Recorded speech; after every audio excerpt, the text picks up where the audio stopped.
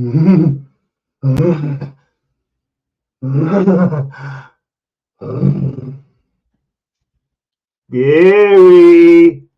Gary Gensler.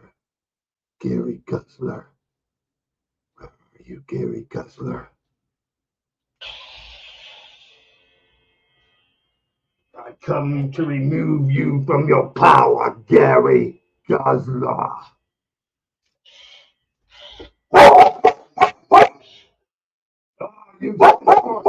You sent your guard to protect you.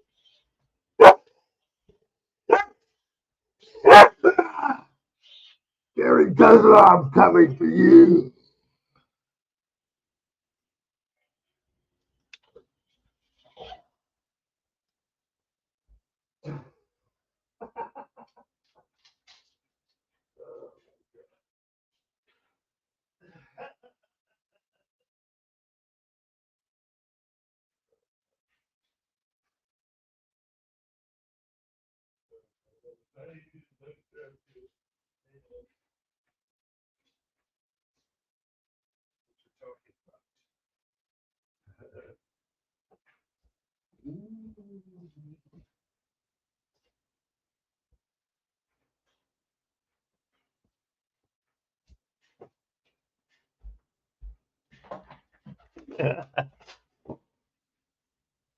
Hello, is this thing on? Oh, that's right. These don't work on this. Hello, is this thing on? Is this thing even on? Do I even have a mic? Can't even tell. I have no, yeah, my shit got messed up, man. I don't even know if it's working. Is this thing working? You hear me? Yeah, it didn't work out like I wanted to. That's crazy, man. Yeah, because I had some issues loading up my mic setup. I wonder why I can't hear my mic though. Ta-da. Darkest rain here. Darkest rain here. Yeah, I was gonna do the Sith Lord too, Emperor Palpatine, and tell Gary how good of a job he did for the Sith, but he has to leave.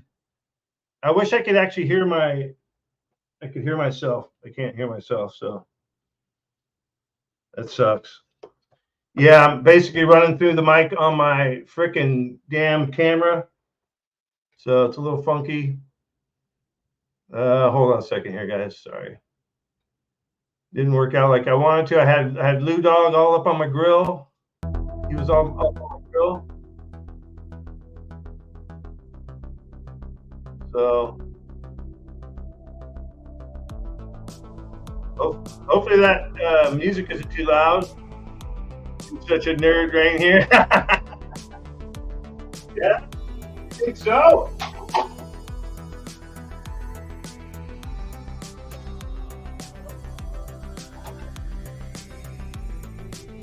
Tell that to Baby Yoda. I don't think he'd take kindly to that. Baby Yoda says hi. Hey, how's it going, everybody? This is Baby Yoda. What's up, Glitches?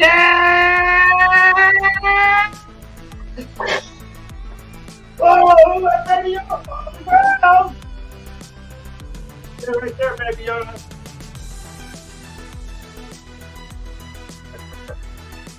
Yeah, I don't know about that whole. I don't even want to go there with the main topic of Maine. I don't even want to go there with that shit. Woo.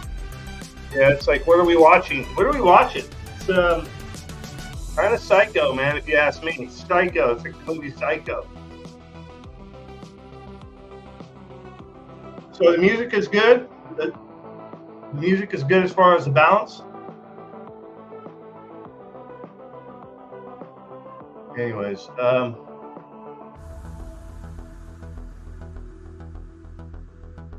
Rain's been with Steph. No drinking. I don't really drink, guys. Drinking some water. I just like to have fun. I just like to have fun, man. Like, I'm a Taurus. If you look at Taurus, Tauruses are grounded. They like to have fun, and don't mess with them. You know what I mean? Don't give them a hard time because you will get the horns. But other than that, Tauruses like to have fun. Yeah, we're watching a movie. It's become a bad movie though, and if you ask me, it's become a very bad movie. Might be just a little bit too loud.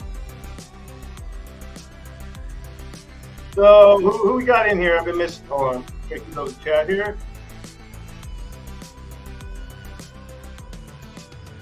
What's up, Chavo? Watching a movie. XRP free me.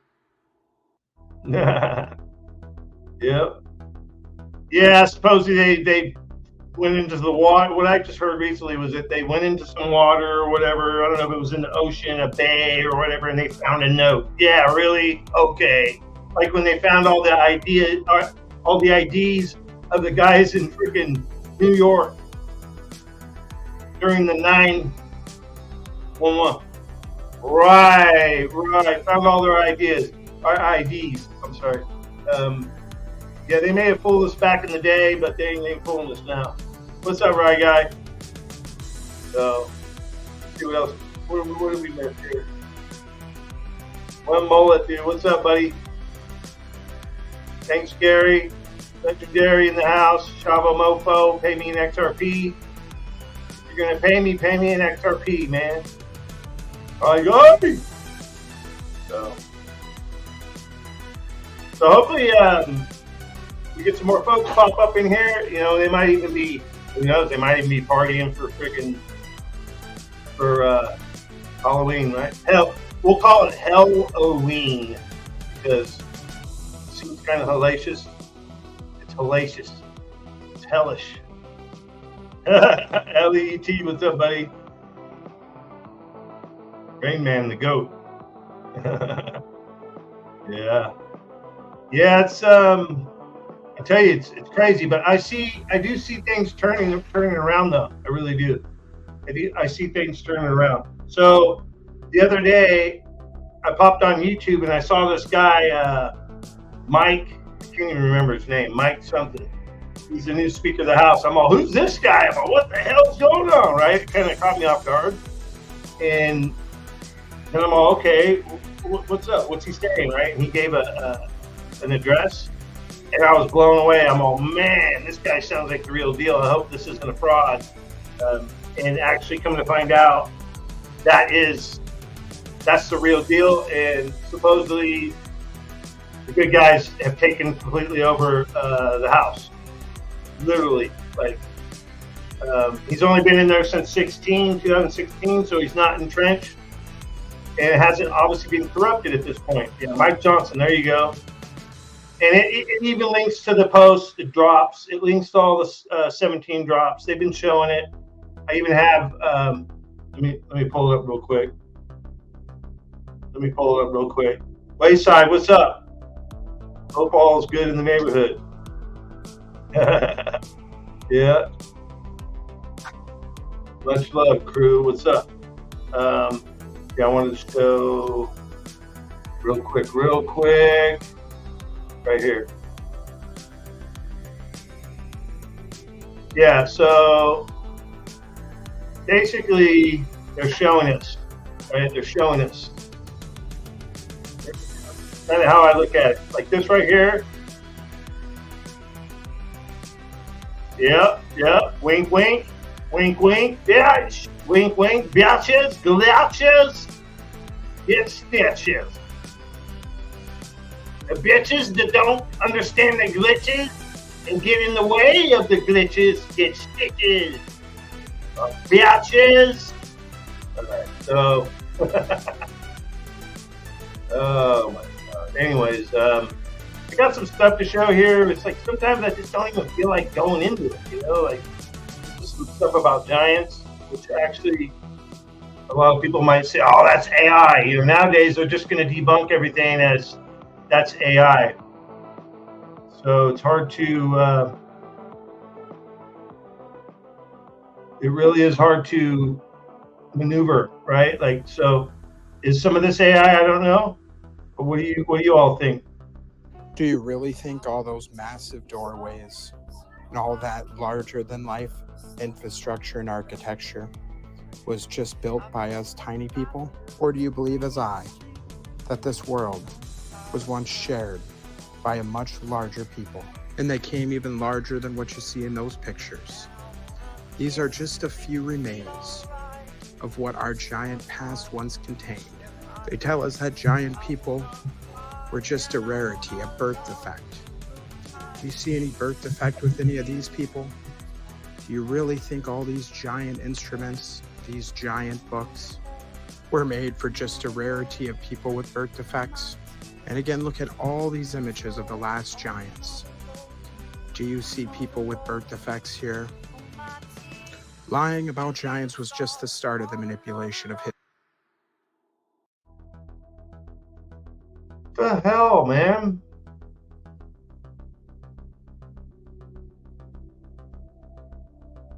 As I, that this world was once shared by a much larger people, and they came even larger than what you see in those pictures.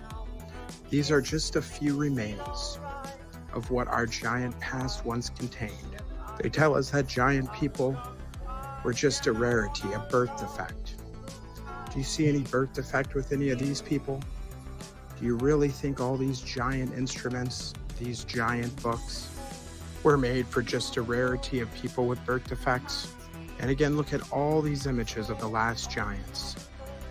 Do you see people with birth defects here? Lying about giants was just the start of the manipulation of history.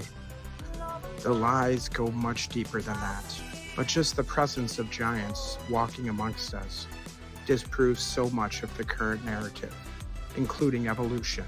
They push their theories, their history, down our throats and tell us to accept it blindly, ignoring the vast amounts of proof, the giant amounts of proof of a much different narrative. Question everything, friends.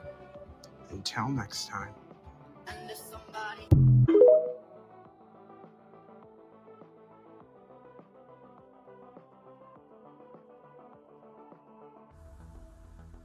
And then this, all right. So to get back to what I was saying about Mike Johnson, this is actually a good thing right here to watch.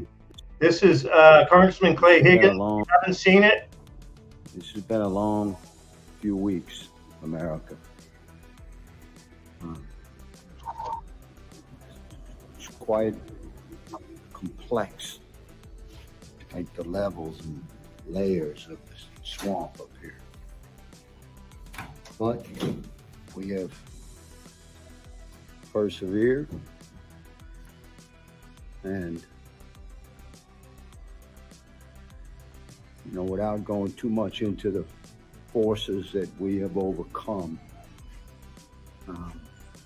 and granted the fact it's not quite over yet, we have to get Mike Johnson elected on the House floor tomorrow. But we have maintained our focus and our faith, America. We have not given up. Yes, I'm asking you, not give up. Believe in the future of our country, our anointed, beautiful America.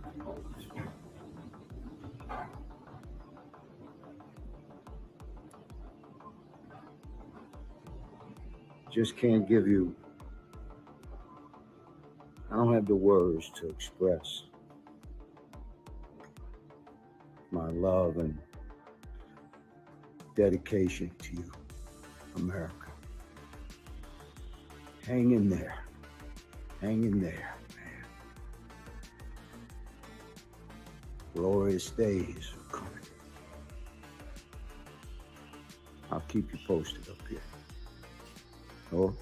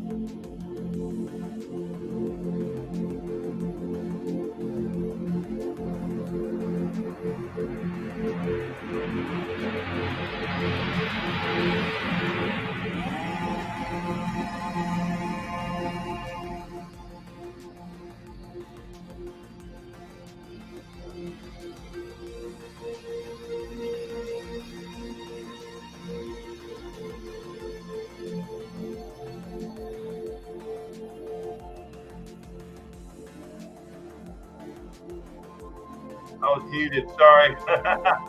That's a star on the left and water reflection on the right. Sorry, I thought unmuted.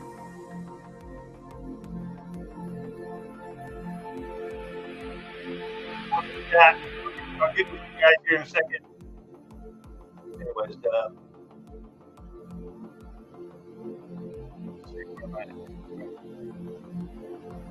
that already played out.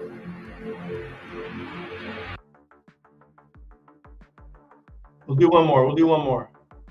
Here to show you it's Ripple not. payments. Blockchain technology can appear complicated.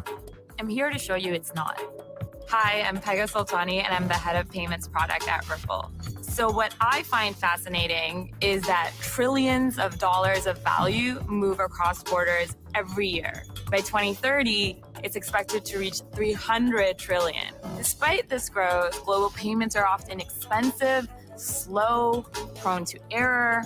Fortunately, at Ripple, we're changing the way value moves around the world. We use blockchain technology and digital assets to enable faster, more affordable, and more transparent payments for both our customers and their customers. Here's how it works. Let's say a business wants to send pounds from the UK to the Philippines. First, they request an FX quote on pricing and foreign exchange. The business receives the quote, approves it, and then submits payment instructions. A digital asset acts as a bridge currency moving from the UK to the Philippines. It is then converted to local currency through Ripple's global partner network. The recipient then receives the exact amount quoted to them in Philippine pesos in real time. It's that simple. And when you're ready to scale to new corridors, Ripple's global payout network provides access to key markets and currencies, including many that were traditionally difficult to reach. You can start transacting within as little as 3 weeks, and your payments will settle in seconds, not days. The future of finance is here.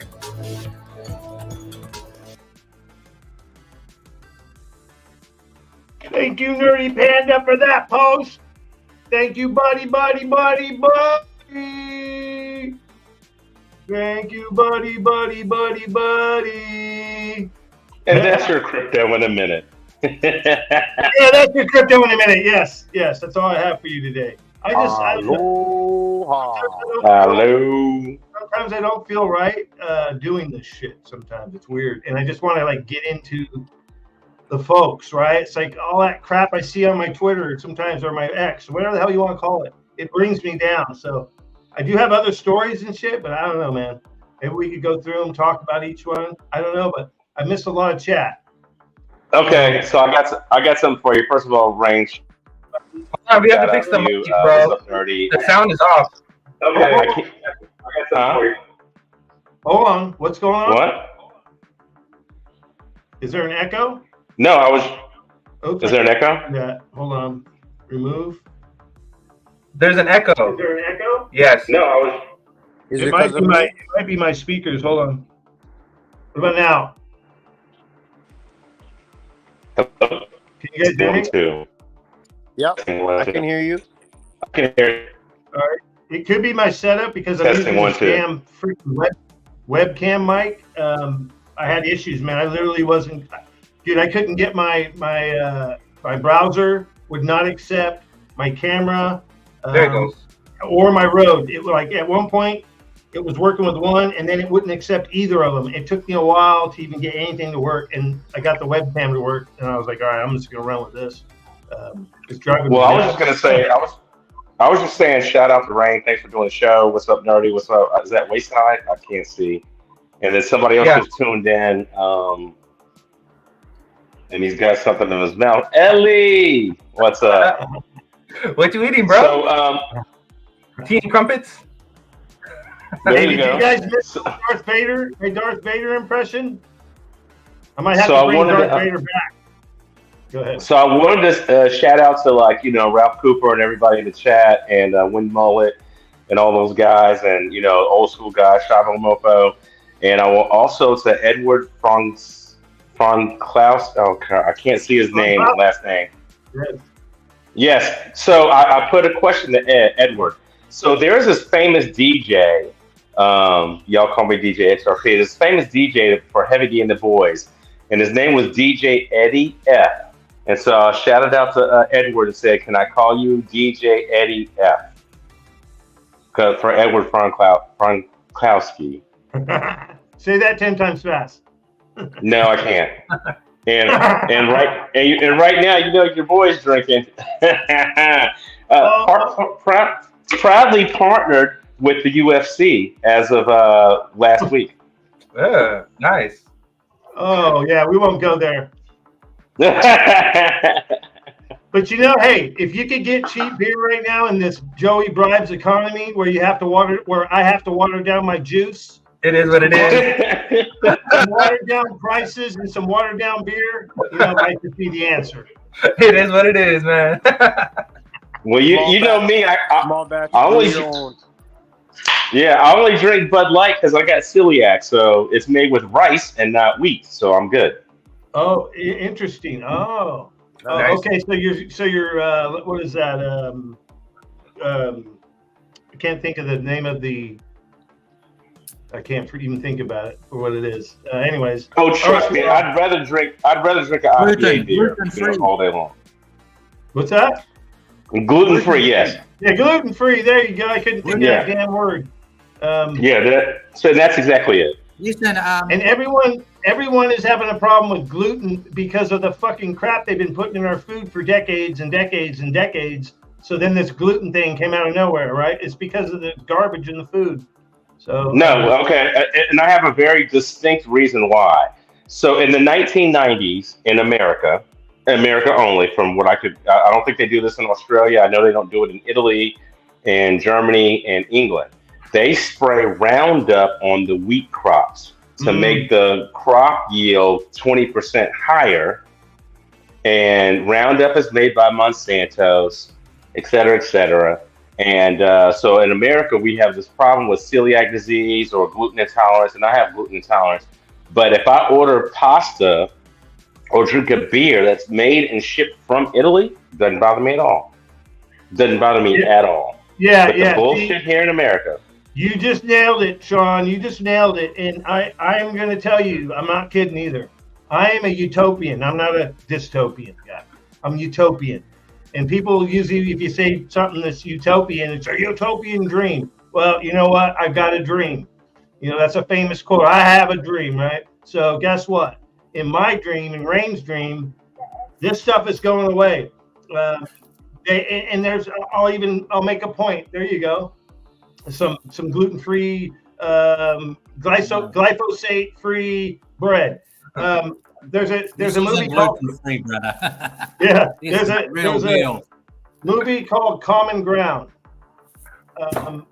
Kiss the Dirt. There's a follow-up movie called Common Ground, and it's teaching people about how we're destroying the soil and we're not doing the farming like we should be. So I will predict that in this near future coming up, our farming is going to change. Everything's going to change, guys. The farming of mines is going to change. School system, financial, the way everything that's done. Governments, decentralization is king. And you see my background, right? So you see this background. It's not dystopian, guys. It's utopian. Because why? Because those are neon lights, and you're seeing the mist of the fifth dimension.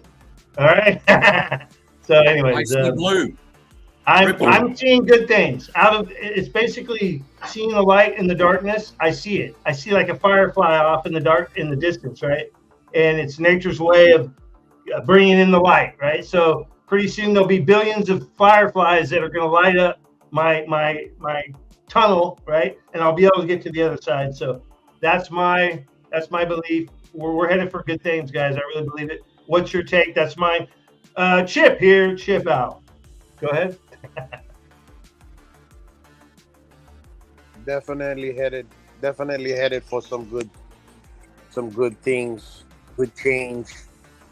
That's for sure. Can feel it in the air, and it's almost contagious. Can you speak up a little bit, Wayside? Sorry, Rain. You can hear me now? Can you hear me better? Yes. I feel the changes coming through, and it's gonna be good. I know it's gonna be good. I think it's going to be good too. Yep. So because we're just, manifesting exactly that. The utopian, not the dystopian. And utopian is exactly what the word is. It starts with you. You are the beginning, you are the end, and you are the regulator of your own life. You are, in essence, God too, because he lives in you. He lives within us. Yeah. Preach. Yeah, Jesus Christ lives within us. It's Yeah, that's like what spiritual during. is. Already. Yeah, I live on my own terms. Yep. I'm the captain of our own ship. We've had whatever happened during the last 3 years, and I didn't comply with any of that. So that just proves to you that we can survive through whatever they throw us. 100%. 100%. Did you guys watch the video I posted about the Antichrist and stuff like that? Yeah, I don't want to go into all that stuff. It explains everything. It's true. I know, but the thing is, guys, is that you got to understand. There's a lot of what do they call it? Tomfoolery. There's a lot of tomfoolery happening right now. So I wouldn't go too deep on. Is Christ coming back right now? Is the Antichrist here? Guys, Antichrist is anything against God and Christianity, right? So not everyone's Christians, though.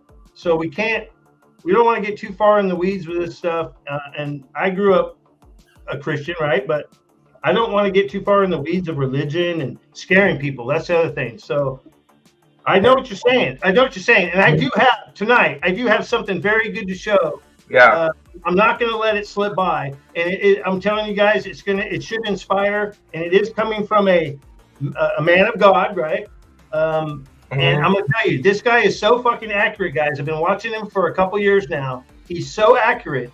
And he blew my mind the other day because he doesn't talk about crypto, really. He doesn't talk about finances a whole lot. But he had brought up, crypto a couple times and XRP. He called XRP, I talked about before, where he said that God told him in April that Ripple was going to win the case, and it was going to be a sign. It was like going to be a signpost, right, showing that things are turning, meaning that we are turning. The ship is starting to turn. It's a big ship, takes a little while to turn, right? Once you get it going, though, there ain't no stopping it. So I'm going to show that in a little bit, and I'll tell you, it blew my mind, and I'll tell you why. Because I've never heard him talk so much like he was doing. Because when he first started bringing up XRP, guys, he didn't even know what it was called. He was calling it XPR, right? And he's like, I think you guys probably know what I'm talking about, and maybe you could correct me in the chat. He did eventually get it right. The next stream, he says, all right, I know what it is now, right? And God told me, Bitcoin was anointed, cryptos were anointed, and XRP. And well, guess what? He talks about XRP a lot. And he also said, back during that April prediction, that God told him, I have to have XRP. So I know that sounds crazy, and you might not believe a damn thing I'm saying, which is fine. As a matter of fact, since I'm talking about it, we should probably watch it right now so that we could get fired up, because I'm telling you, when you're hearing these things from so many different angles, so many different sources, whether it's tarot cards, astrologists, freaking modern day prophets, regular folks digging in the trenches, blue collar workers, white collar workers. It could even be coming from freaking fourth dimension, from the dead. Your grandpa came to you and told you XRP is going to be huge. Boy, buy it. You know what I mean? These type of things are happening. Sorry, getting a little crazy, but I'm fired up. I just want to try to. Roll it. Roll it. Hold on. Let me hold it now. Real quick. Let me see if I can find it. Right here. All right. We got to bring it in real quick. We're going to bring it in. Now this, give me a chance to tell you who this is.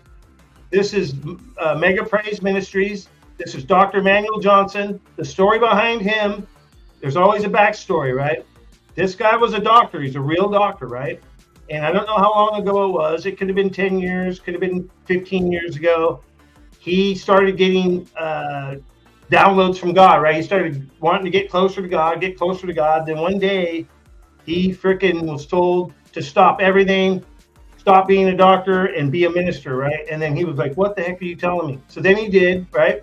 And then come to the modern day in 2020, he was one of the only churches to stay open in LA. And the sheriffs came at him and they were going to arrest him. And they were like, what are you doing? He's like, God told me, I forget the word for word, but it was like basically God told me to basically not give in, right? And he's like, I'm not gonna shut down, right? And so they were gonna arrest him, and then they didn't. There was about 4 of them. They were arresting preachers and ministers and shutting down churches, guys, in 2020. So he was one of the only ones that didn't get shut down. And I had been watching him at least 2 years. He predicted when the Queen was going to die. He predicted that Netanyahu would come back, regardless of what you think of Netanyahu. He said that he would come back when no one was even talking about him. He did foresee XRP and Ripple winning when he knew nothing about the freaking case and all that. He said he don't even watch the news. So it's pretty wild. He predicted a lot of other things too, guys. Like we could go all night talking about it. Let me show it real quick so that I don't get too long-winded. And it looks like it jumped it back from where I was originally. So I'm going to have to find it again. So hold on. Those that had different currencies, you're watching us, Martha. Receive your healing. Whoever you are, you're watching us, Martha. Receive your healing. All right, here we go. I said this before, but it's closer than you think. Where the US dollar currency dropped and the currencies around the world went up, and it was only for a season. It's only for a season. So those that had different currencies in different parts of the world, all of a sudden their value was like way high. Way high. And then the American currency had dropped, American dollar. But it was only for a window, it was only for a season. Then all of a sudden, the American currency went up. It went up. But when it shifted, and that's when silver went up. Silver went up, gold went up. Cryptocurrency all of a sudden was at an all-time high. Bitcoin shot up. Wow. XRP started.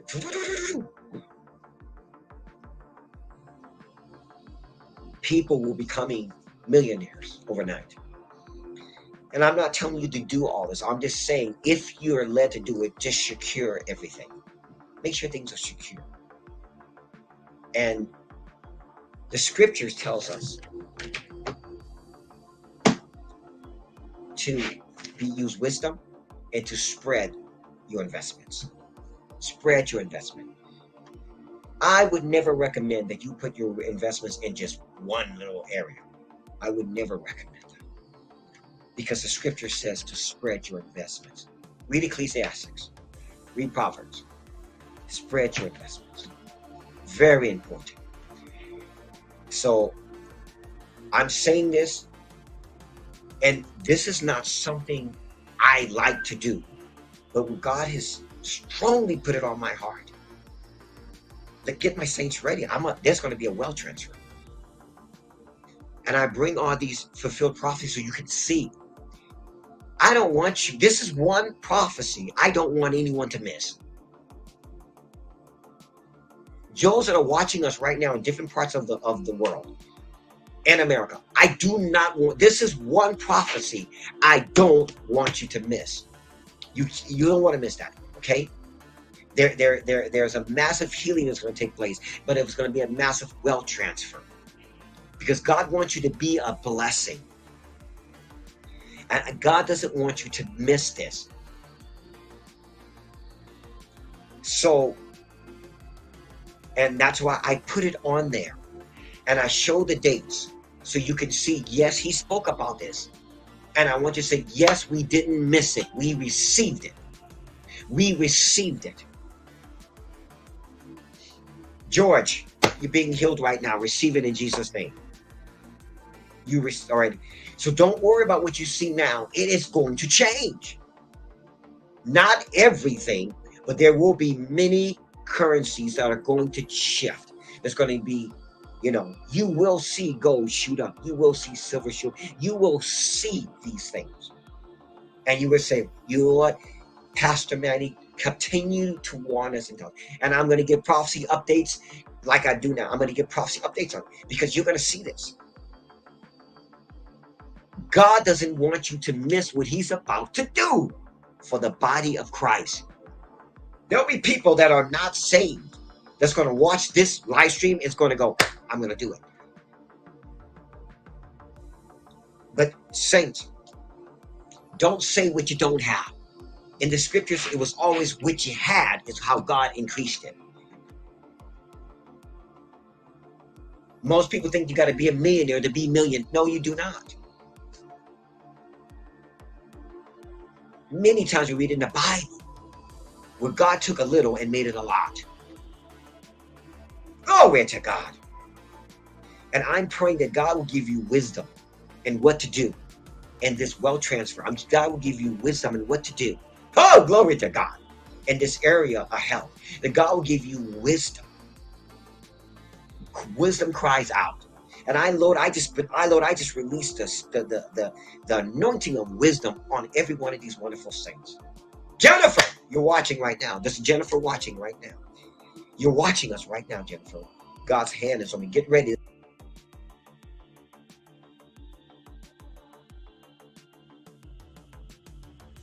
Interesting.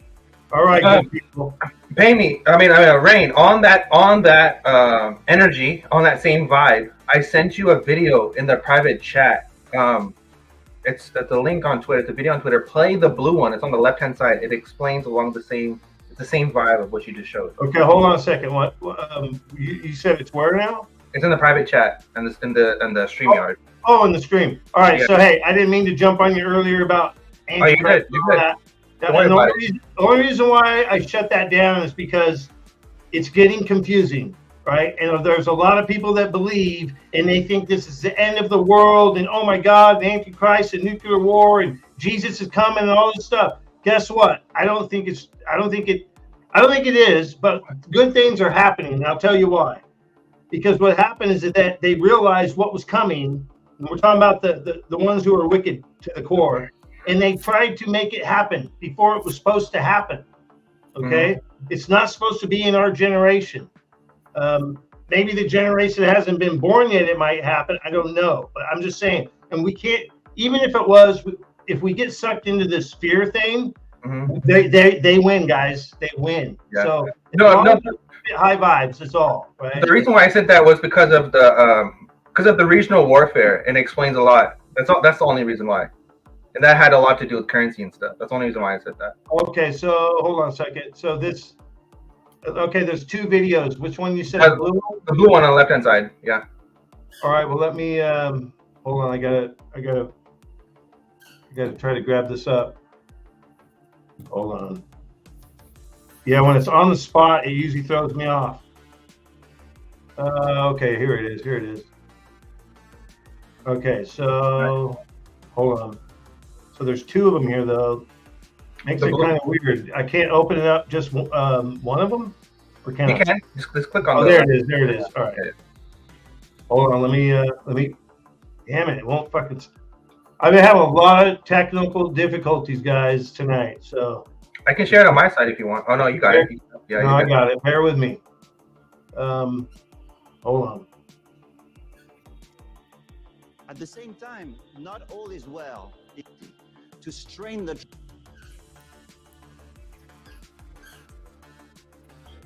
shout out to the chat while we're not getting this all together. Is well in these dollar-centric international. It's not that loud, man.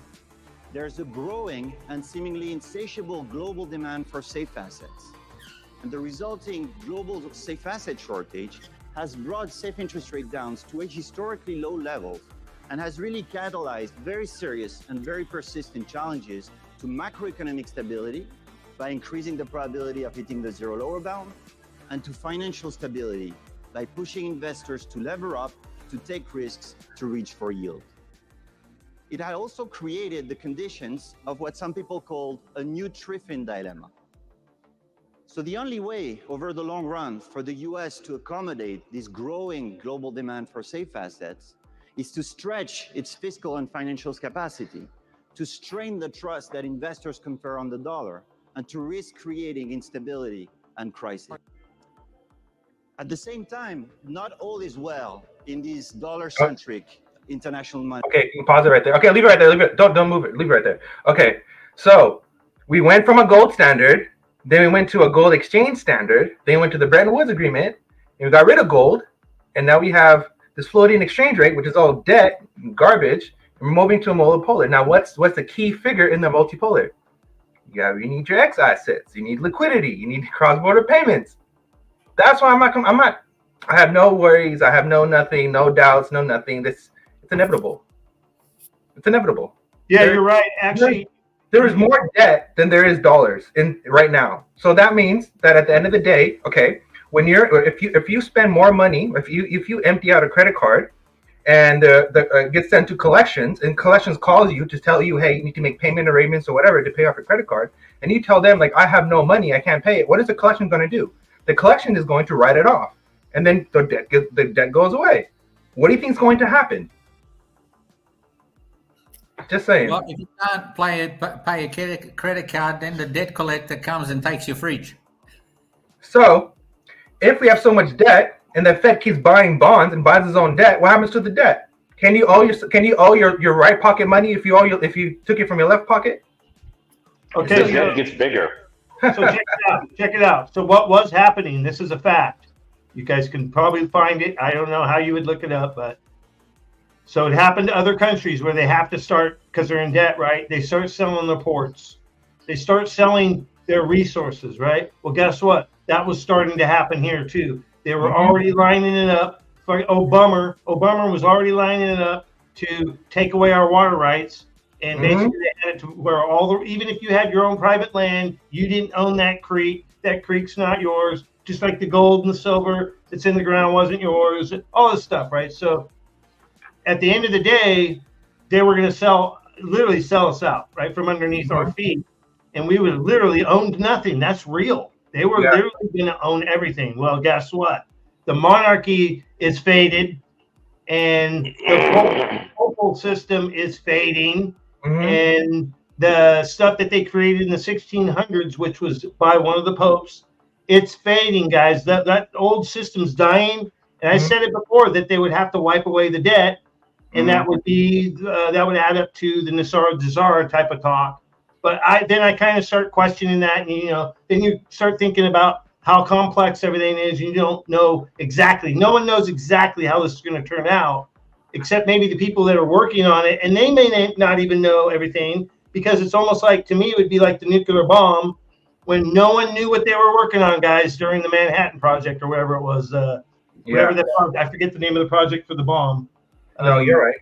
Yeah, so it was I can't even say the word. I used to be able to say that word. Yeah. Where you don't know what the fucking bozo Joe over in the corner is doing, and he doesn't know what Lisa's doing in the other building or whatever. They go to work every day, but they're working on one little thing.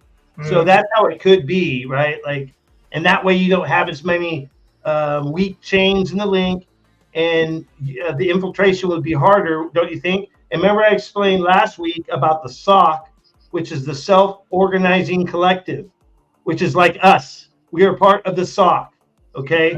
We have self-organized into this conscious collective of people that are forward-thinking, that are not stuck in the past too much, not stuck.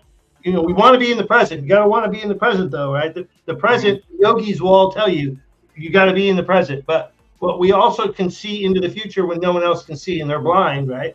We have our 5D glasses on, and they barely see in 3D. So some people are seeing in 2D. Some people are as dumb as a rock, but that's okay. I've said my piece. Go ahead. I want to go back to what you were talking about, Obama.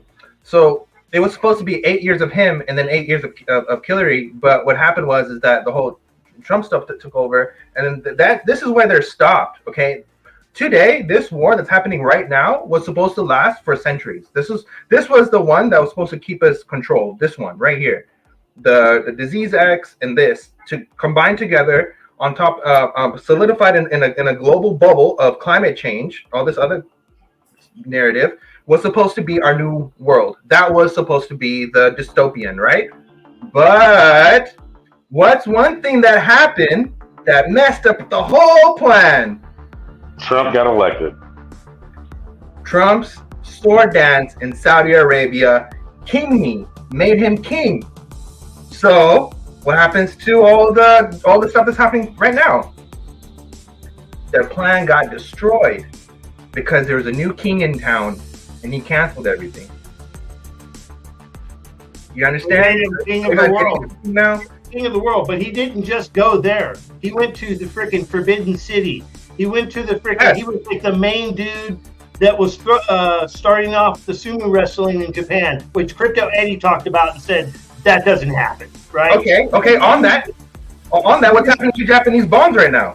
Well, did not sell? Didn't he not go to the Vatican, straight to the crown, and tell them like, "Hey, we are done with you"? Didn't he not walk in front of the Queen because he is Scottish, right? And now they're being controlled by German, right? Right. You are onto something there because they say, they say that the good. They say we're not gonna get shut down because of what we're talking about. I'm just curious. Hey, I'm just saying that these are just facts. Hold on. They say, some say that the good, because there are good everywhere, guys. The good Templars went to Scotland. Okay, that's where they escaped, and supposedly Trump's bloodlines go to Scotland, and they even go back to the Israelites. So supposedly he's like lineage of the David line, guys. Yep. Okay, we don't want to get too much deep into that because that we could get in trouble right here with this stuff. So, what was the main problem of this whole swamp narrative? What was the main problem? The main problem was the fact that we had our own government and our own military branches working against our own people, right? Because they were taking orders from the UN and so on and so forth, right? So what did Trump do in his time to make sure that we were good for this time? He was getting everything ready for right now. So what did he do? He created Space Force. He put all communications into one head branch because every other branch was corrupt, and then now it's over. The game is over. And this is why, hold on, one last thing. This is why the new Speaker of the House is going right after Biden. He exposed Biden, he exposed Hillary, and he exposed Obama. All that is connected, and all this goes way back. It goes way, way back. It goes back back to before they even built the Twin Towers. It goes way back. You know what I mean? It's funny that you brought up Space Force because I was going to do a presentation tonight that I did in 2019 that was so ahead of its time. When people were laughing about Space Force, I was going, no, guys, this is huge. And this presentation, I'm going to tell you what, this presentation is epic, and it goes into a lot of stuff I've talked about before. And I'm telling you, we were ahead of the curve back then, guys. And luckily I found this on my one computer, I'm telling you, because it was from my old show. So those were all those, well, basically everything was gone, but I have a few things, right? And one of them was a video presentation I made live. This was a live presentation. I'll show that after let's let everyone talk. Nerdy's talk for a little bit. Wayside, what's up, buddy? You got anything to comment? Real quick, I just want to add one last thing. Excuse me, ET, one last thing. Elon. What is Elon doing? All his contracts are SpaceX. All his SpaceX stuff is connected to Space Force. They're all his contracts, right? And what is he saying with Twitter? He wants to turn into a payment platform like WeChat, right? But what does that do? No more banks. What is controlling us? The fucking banks. It's all connected, guys. They're all part of it. It's one big movie, like literally. Oh, ET. Wayside. Oh, Wayside. Whatever. Oh, yeah. You guys can hear me good? Yes. Can you guys hear me good? Yeah. Right on. Yep, I agree 100% with Nerdy. You know, he hit the nail on the head with a lot of the facts and stuff like that. But isn't it surreal how everything is just falling into place exactly where they belong? at the perfect time. All of this, people, we don't have to worry. There's no need for worrying. We must keep our frequencies high. We must keep our spirits high, because that's our quality of life. We deserve a good quality of life, and it starts within us. It starts within our minds, and we need to take control and be captive of our thoughts, so that we can control exactly what we want our outcome to be, because we can, and we're doing it right now.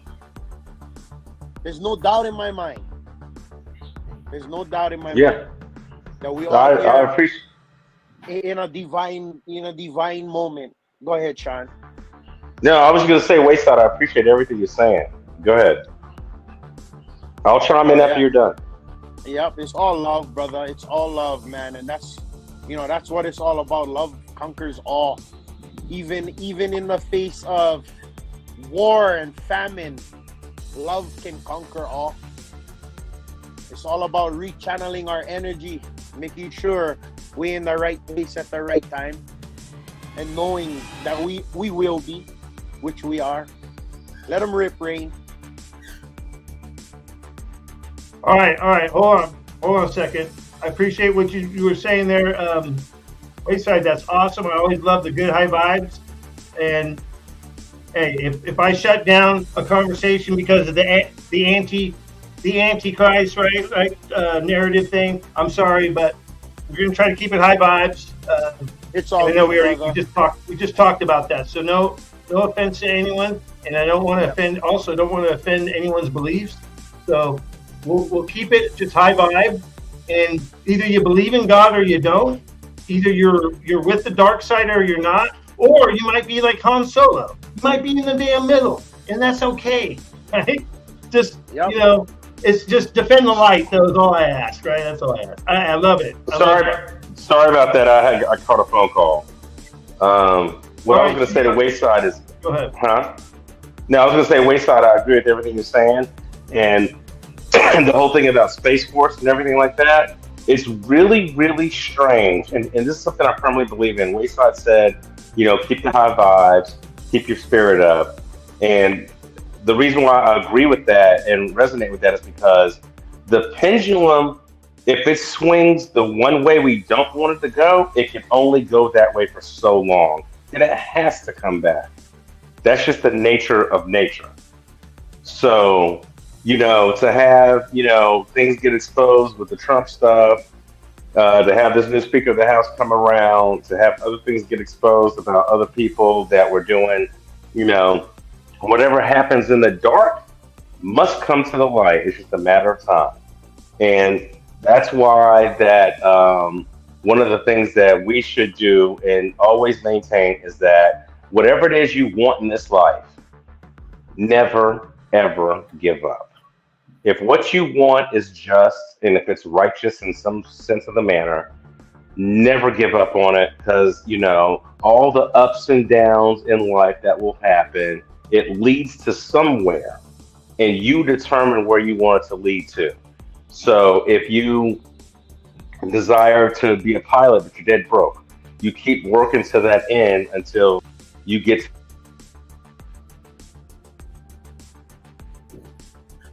We lost you, Sean.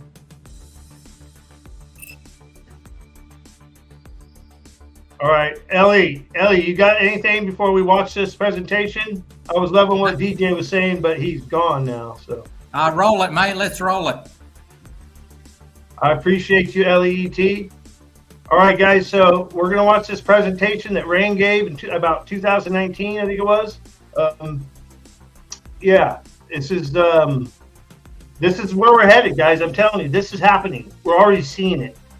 And when Trump says we're going to have flying cars, we're going to have flying cars. When he says we're going to be better than China, because China's leading the way right now, we are going to be better than China. Why? Because what I show you in this damn video right here is freaking epic. Capital EPIC. Glitches. All right, everyone mute.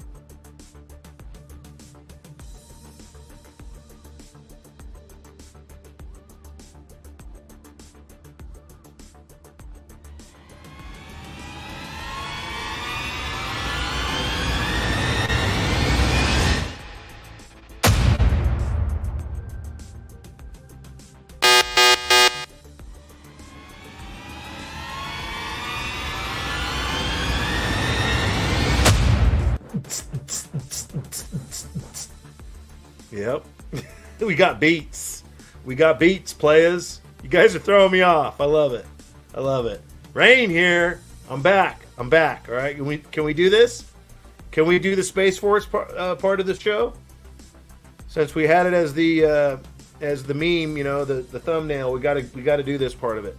So let's do this. Let's blast off. That's why I did the Twilight Zone, because I like doing the Twilight Zone, because when you're getting into the stuff that gets a little wild. The Space Force is reality, though. It's not like it's just an idea or a thought or a rumor anymore. It is real, right? So let's get to this part of the show. All right. So let's see here. I got to switch out. I got to go to my desktop player. All right, so we're just going to go off of this right here. So you have Top Secret Eyes Only, the White House, Washington, September 24th, 1947. Memorandum for the Secretary of Defense. Dear Secretary Forrestal. I remember that name, Forrestal. I think he was the one that ended up going out the window. He was part of Majestic. As per our recent conversation on this matter, you are hereby authorized to proceed, it's hard to read this, to proceed with all due speed and caution upon your undertaking. Hereafter, this, can't even read that, shall be referred to, or this project or whatever it is, shall be referred to only as Operation Majestic 12.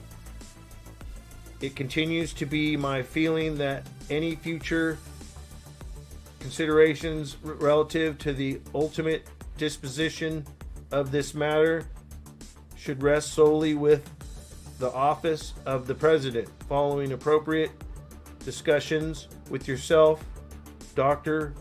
Bush, and the Director of Central Intelligence, Harry Truman, man. It's kind of wild. So this is basically the beginning, right? This is when things were happening. Around World War II is when things were heating up and the secret space programs were really kicking in, and this was the start right here, the Majestic stuff. So then we got this guy right here. So this guy right here, his name I don't have offhand, but this guy right here supposedly they've come out, and his name's come out on a lot of patents that recently came out. So these patents are part of the secret space program, and they're coming out due, in fact, to the secret, the Space Force that is being enacted. And these things are going to roll out more and more. So this guy supposedly came up with some really wild stuff, and I think it's basically Tesla's work. His name is on this next slide. Salvatore Cesar Pius is listed as the inventor on the Navy's patent application, made public, U.S. Patent and Trademark Office on Thursday. So this is one of the patents. Navy files for patent on room temperature superconductor. So supposedly, why this has been done, why they're coming out and they're doing patents on them, is because if this stuff was to come out, every time they went to use it, whoever had the patent would have to pay for the use of it, right? So they're patenting these things. See here, this is a scientist working for the U.S. Navy has filed for a patent on a room temperature superconductor, representing a potential paradigm shift in energy transmission and computer systems. So basically, it's saying that you could have supercomputers like the quantum financial system type level stuff, and it's not going to overheat. It's going to stay at room temperature. That is insane, because I know my gaming computer, my i9, or actually it's an i7 9th generation Intel chip. That thing gets really hot, and then my AMD stuff for gaming gets even hotter. So this stuff's coming out. It's pretty crazy. Another part of the Space Force secret space program that was released is this here, and he supposedly is involved with this too, and it's called the HAUC, HAUC, and it's basically you got the resonant cavity inner wall, you got the outside electrically charged, And you got the microwave emitters. I've kind of went over this stuff before. This is the triangle craft. I think this would be considered like the TR3B. You got the high frequency electromagnetic wave that it's producing. You got the crew compartment and power plant right in here. And then you got the dielectric linear something. I don't know. Yeah, I can't. I guess I could zoom in. I don't even know if I could zoom in on this. Yeah, I guess not. Anyways. So it says microwave emitter configuration. So that's pretty wild right there. It's another view of it right here. It's a triangle craft. Let's see, hold on. All right. So then basically you got, this is one of the patents that was released, hybrid craft and tic-tac gravitational wave generator. So this thing right here, this craft right here, has been spotted by our military, by pilots all around the world, and they called it a tic-tac. You know, it's basically shaped like a tic-tac. And this thing has been caught moving at speeds and doing maneuvers that they're like, what the heck is going on here, right? And then you got this T3RB or TR3B, I think it is. This thing is wild too because it's black and it just looks ominous, right? It just looks pretty wild. It's like the first time they ever saw the stealth fighters and bombers. I mean, that looks pretty wild too. And you got to remember that the stealth bomber and fighter, those technology, well, the stealth bomber, the technology came from the Germans. A lot of the stuff came from the Germans too, you know, not just Tesla and whatever. And you got images from 2 separate patents. Craft using an inertial mass reduction device, left, and high frequency gravitational wave generator, right. So this stuff's all coming out. This is part of, like I was saying, this is part of the space program that we're a part of it now. You know, it's rolling out, and they're going to bring out the sonic healing chambers, right?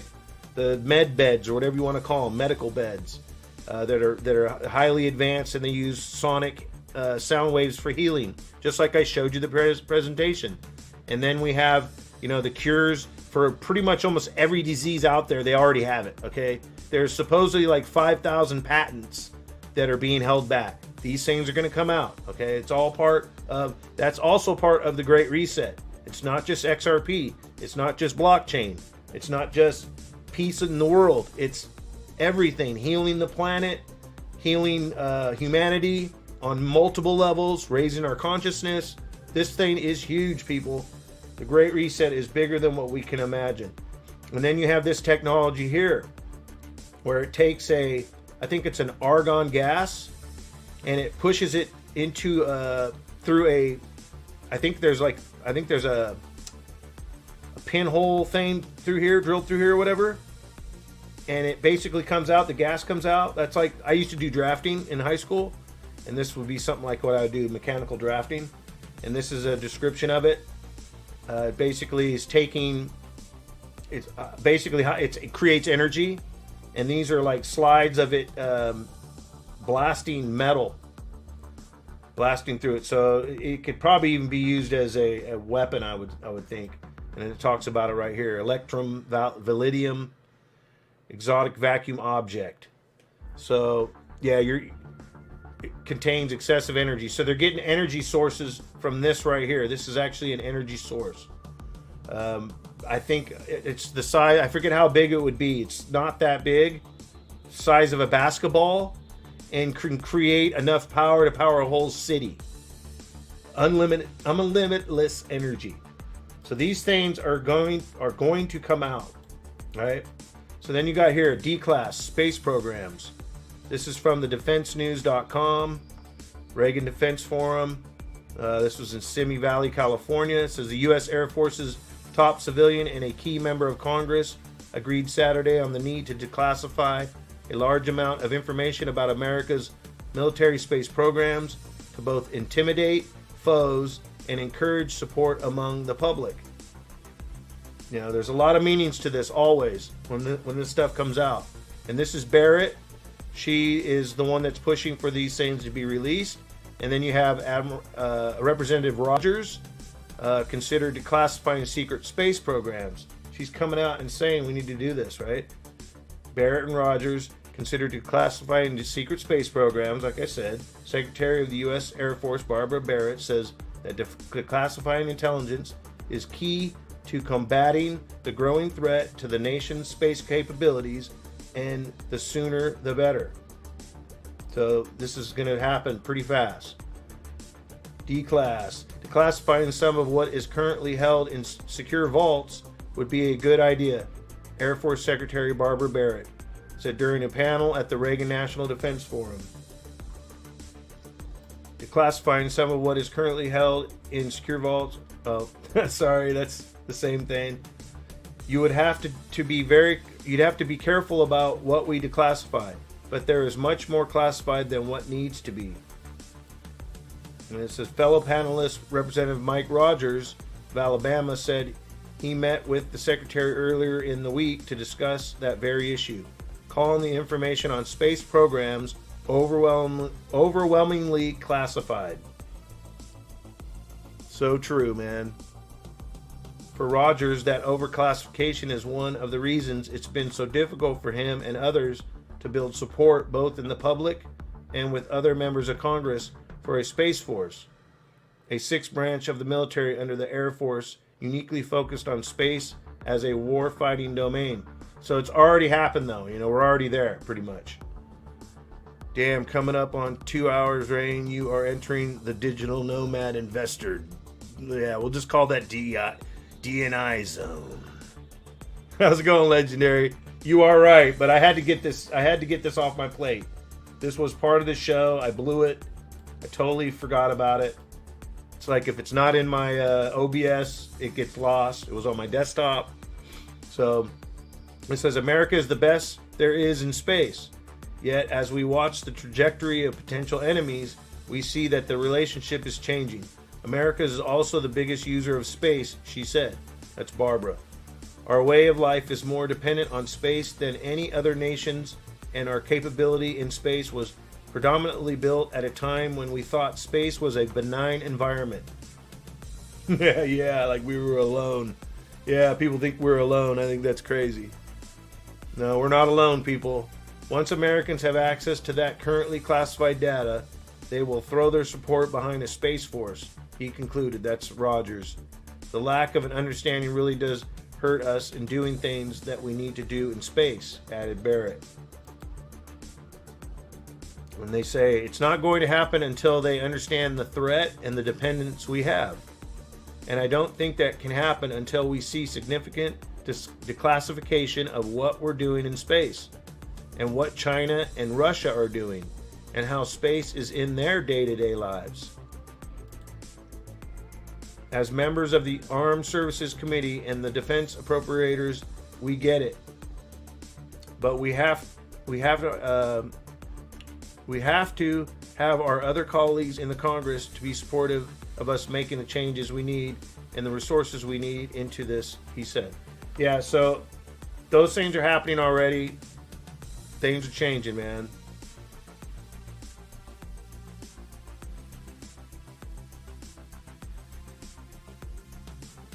Yo, that was epic. Yeah, did you like that? Bro, I've never seen that. That was epic. Thank you. Appreciate that. That was tight. All right, so like Rain used to be a better presenter than he is today. All right, I'm a little rusty, man. So if you don't like it, then I could use the dark side of the Force.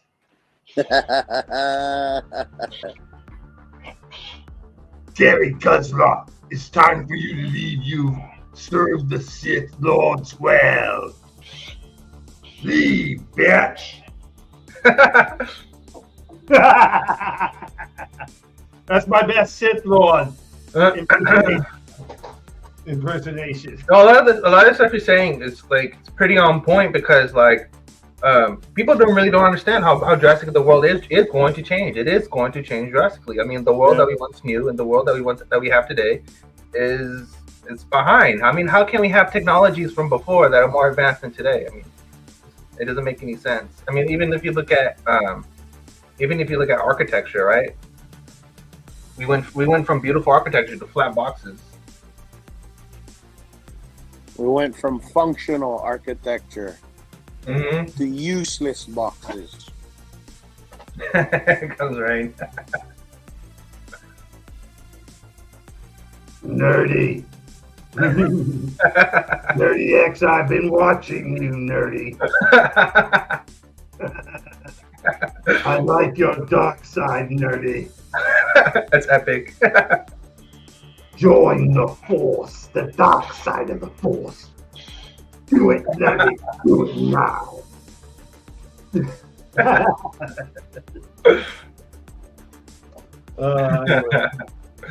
Good stuff. Yeah, it could even be Luke. I have a Luke setup too, man. I have Luke's. So this is Darth Vader's. This is Darth Vader's. I think Empire Strikes Back blade. They call it a blade. So this is actually a top of the line reproduction. And then I have Luke Skywalker. Aren't there like $400-500?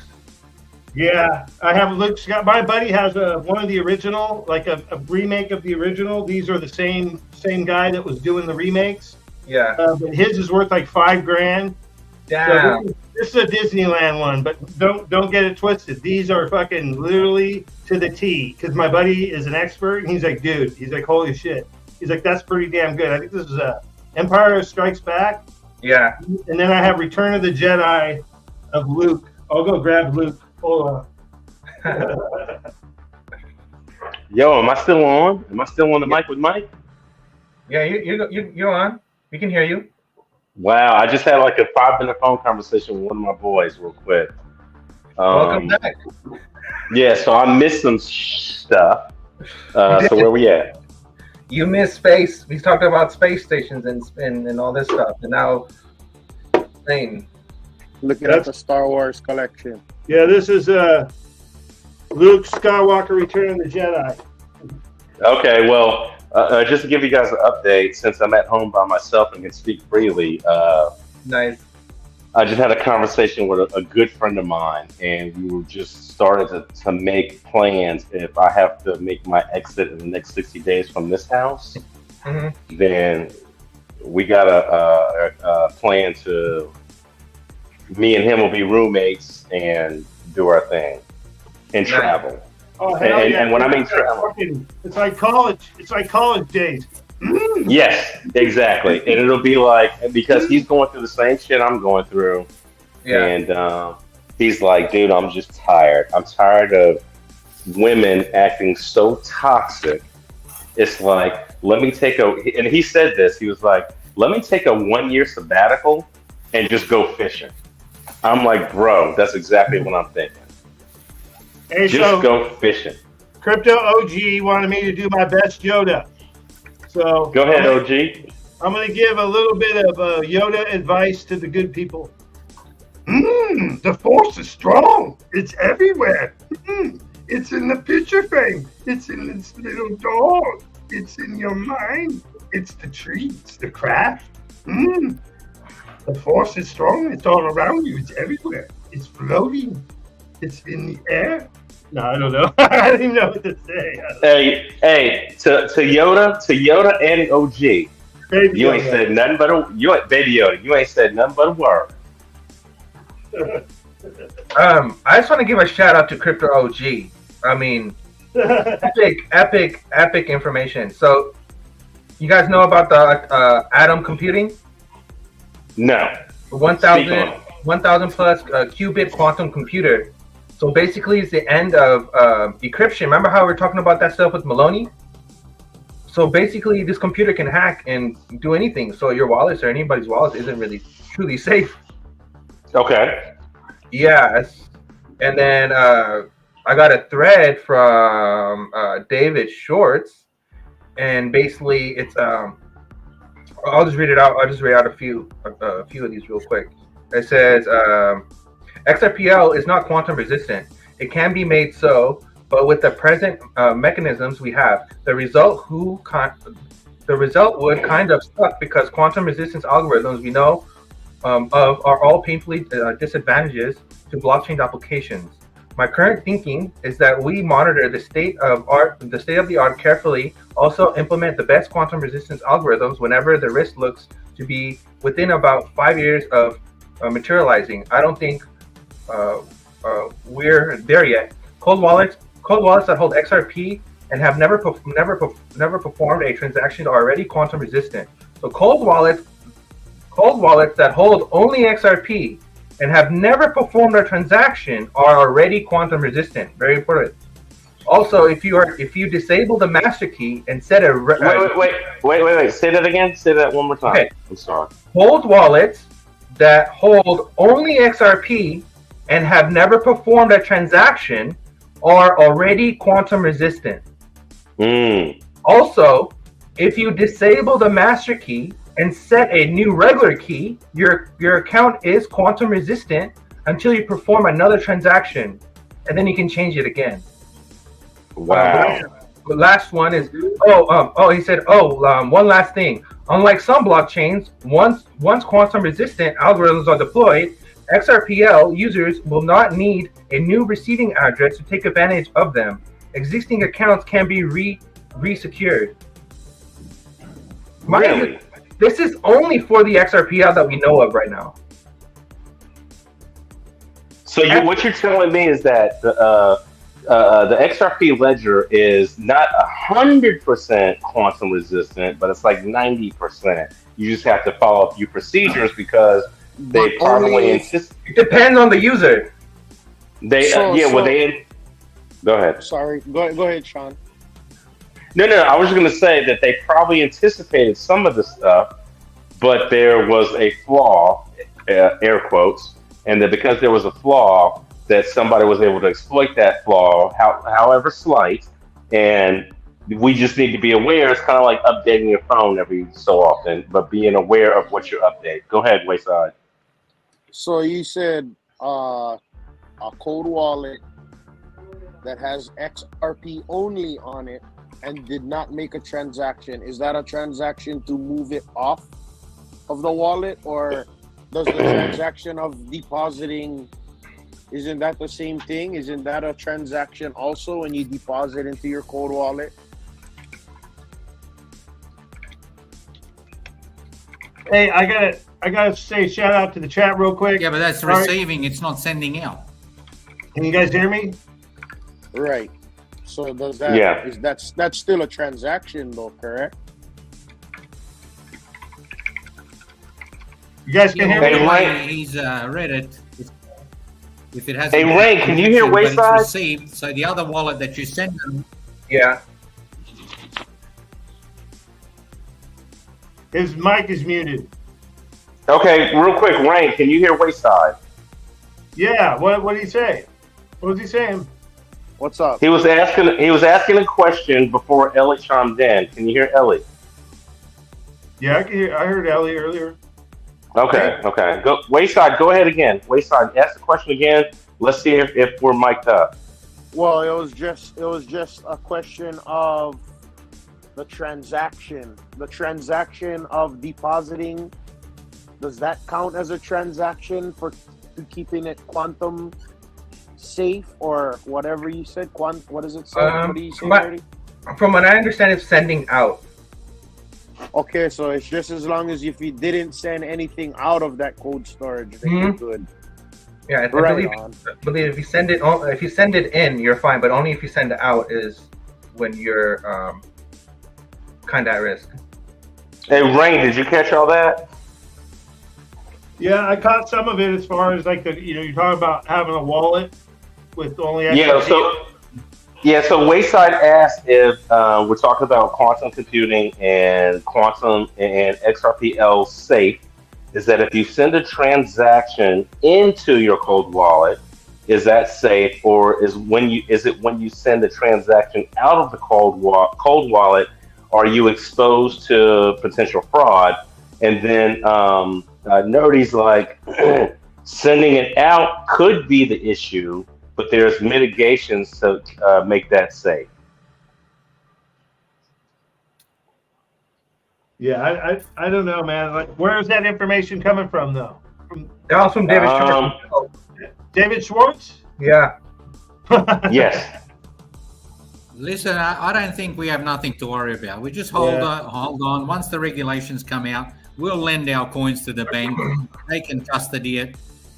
like I was We saying get earlier, like I was saying earlier, there's a lot of garbage coming at us to overload our brains, guys. They want us to malfunction, right? I'm not saying anything bad about Schwartz. I'm just saying, like, all this information that's coming at us, we got to kind of be careful. Just like with everyone panicked about the hardware wallets and the ledger and all that. I mean, it was valid. Don't get me wrong, it was valid, but I think everyone overreacted. But what's good about those type of things is it makes you think, right? It makes you be a little extra cautious. And matter of fact, that you guys brought that particular thing up. You guys, did you guys know about the one guy from Ripple who has like 7,000 Bitcoin on a USB drive? Did you guys see that one? No. Like, dude, 238. It's like 7,002 Bitcoin on a hard drive. He fucking lost the damn password or whatever, and it's encrypted, right? And it's worth like 238 million or something like that, right? Oh, that's Stephon Thomas. Stephon Thomas. Yes. He's got two more goes. Two more goes. Yeah, and that's what's crazy is that it wasn't just any ordinary flash drive. I guess it had like some special security, right? That like he was saying, like basically 10 tries. After 10 tries, it'll be deleted. So basically, I guess what I'm getting at is we do need to be cautious because anyone could screw up at any time.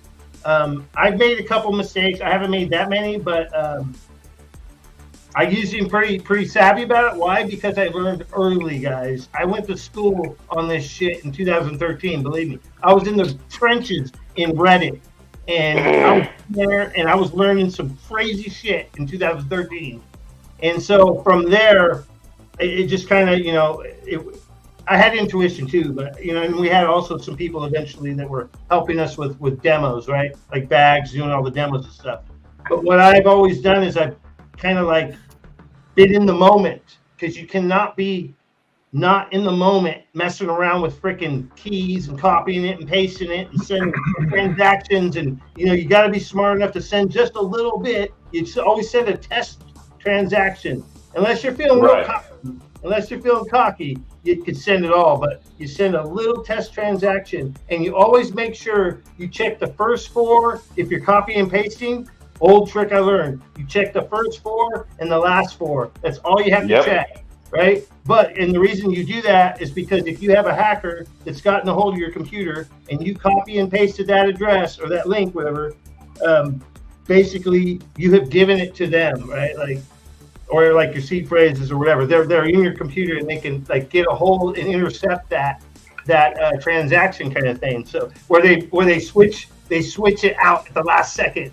Right, they switch it to their fucking address, and then you send it to them. So little things like that. I don't know. I kind of may have went off base a little bit here, but what I'm saying is we got to be smart. You're getting carried away again, mate.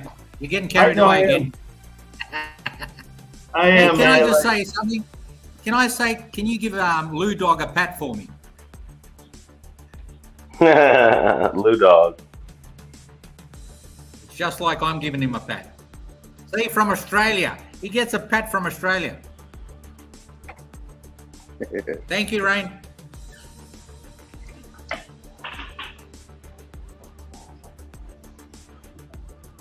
Hey, I don't know who's in the chat right now, but shout out to the chat.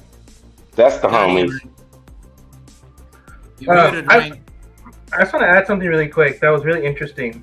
Thanks, Sean, for this. I'm sorry. I was muted. I'm sorry.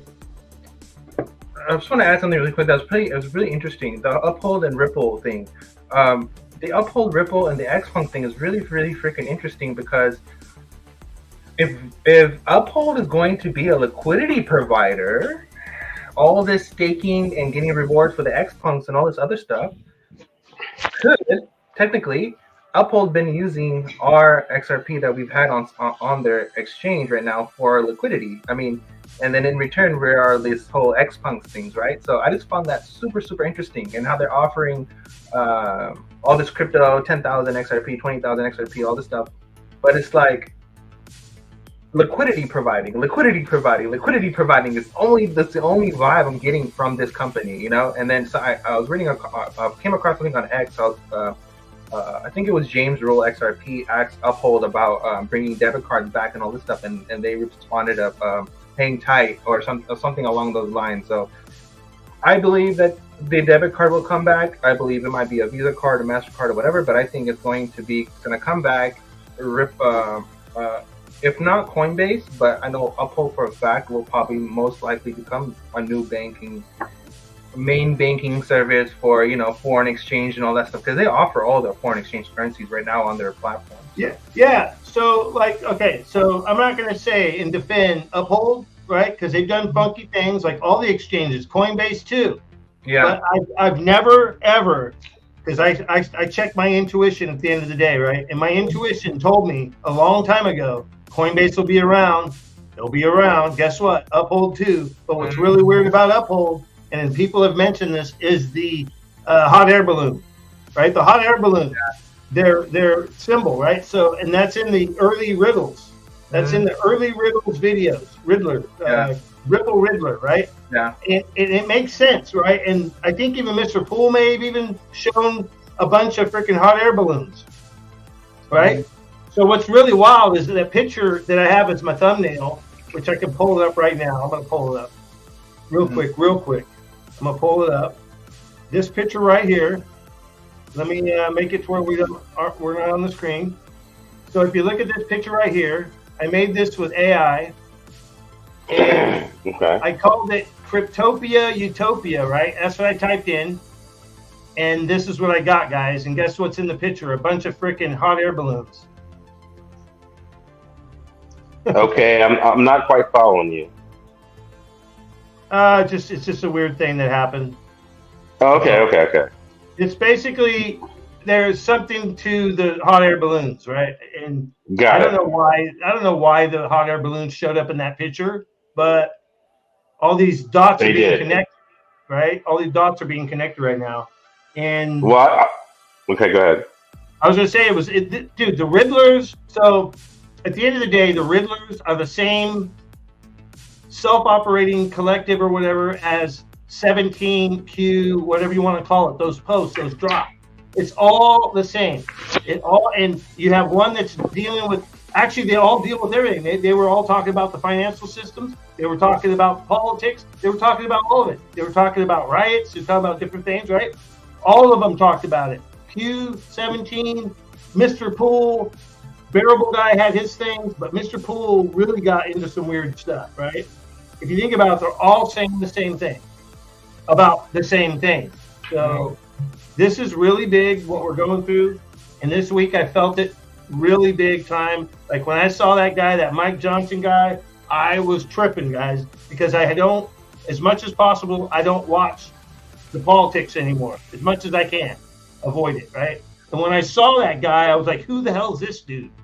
And I listened to his speech, right? And I'm like, wait a minute, this guy sounds like a DJT kind of guy, right? Like, whoa, yeah. Right? And then you see the people connecting the dots and you go, holy shit. There, I was picking up on this, guys. So I listened to him. If it would have been anyone else, I would not have listened to the speech. If it would have been any of the other guys that might have been good, I wouldn't probably even have watched the speech. But this guy had me interested. I'm thinking actually that he's a bad guy, right? And he might even be a Dem. What happened? Who the hell's this dude? And then you find out who he is, right? And that's important. That's important. If you were interested in what he had to say, that's important. Believe me, Sean, I don't like politics as much as people might think I do. I hate it. Can't stand it. Can't stand you. Like Costanza. Can't stand you. But it's necessary. It's a necessary evil, right? And when you realize that it's been taken over completely by evil, but yet there's guys in there, guys. So then when you see the video I showed earlier, I don't know if you saw that, Sean, I showed earlier of the congressman. He was winded, guys. They had been fighting in the trenches to get this Mike Johnson guy in, right? And it was like, we're right there, guys. We're right there. He's like, something like that. We're right at the finish line. And this was before they voted him in. I wasn't even following it at that point, right? But I saw him after Mike Johnson had won. And then I'm like, holy shit. I'm all, wow. This shit's changing right now, right? And I'm seeing so many supposed prophet people, right, talking about the things we've been talking about for years, guys. How could they be talking about things we've been talking about for years when most of the subjects they don't normally talk about? It's because everything's coming together. How could all the tarot readers pick up on the same shit? How could one of my favorite tarot readers from Canada couldn't stand Trump, and then the cards were telling her the opposite of everything she thought about him? And then eventually she said, wait a minute. The universe is telling me that he's not a bad guy, that they are framing him, that everything's a lie, that the news is fake. And she woke up. That was like in 2020, guys.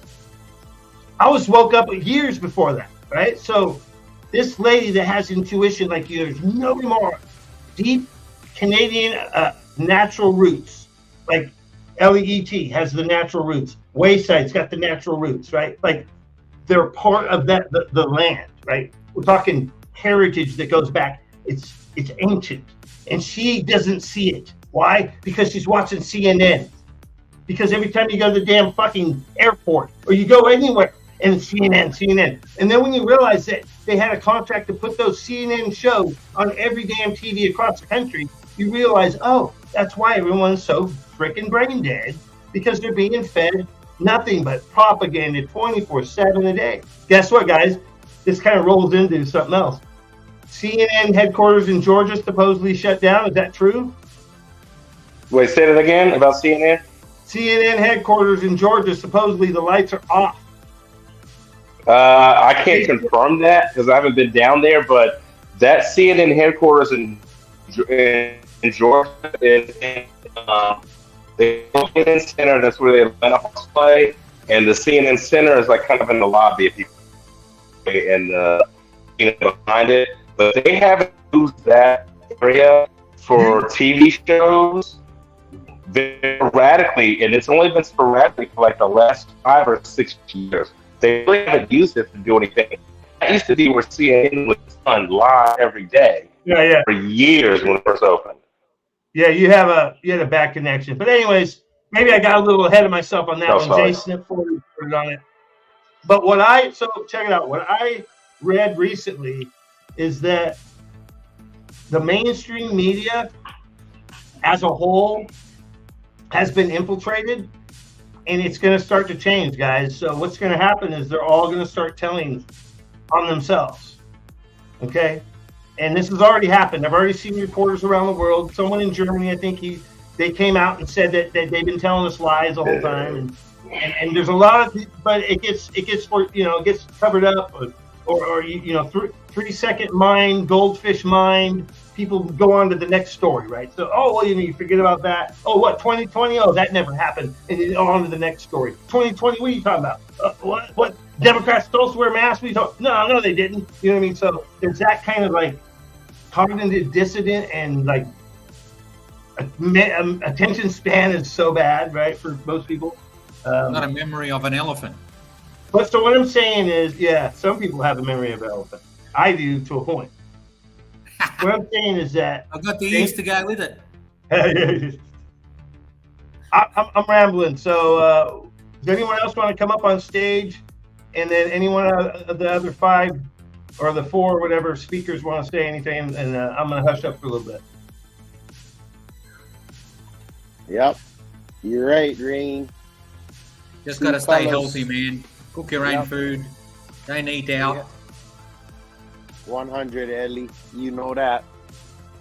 No, I'm just cooking up some beans at the beans. Yep.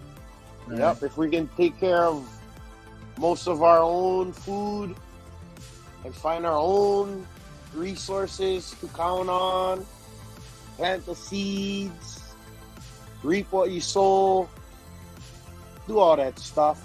All that farming like Rain stuff. said, like Lorraine said, we're moving to a better world, so we won't have to worry about bad food and all that. But for now, while we're waiting for the transition, cook your own meals, look after your health. Yep. Just stay out of trouble. Less traveling for now because the world's crazy. I don't like to leave 5 days away from home. Hey, when Mullet, real quick, says, breaking news, far left CNN officially closes its world news headquarters in Atlanta after more than 35 years. Wow. Wow. So what I'm saying is, guys, serious. There's so much chaos going on right now that when the good things happen, sometimes we miss it, right? And even if we hear it, we forget about it because some more crazy shit came up that someone else brought it, right? And they might be stuck in the narrative at the moment and going, oh my God, and they're panicking. And it can happen to anyone, right? Where like that thing in Maine, I don't even want to mention it. What happened in Maine is horrible, right? Like there's a lot of things that are horrible happening right now. But we got to have our heads on the damn swivel. We got to be smarter than the freaking next guy.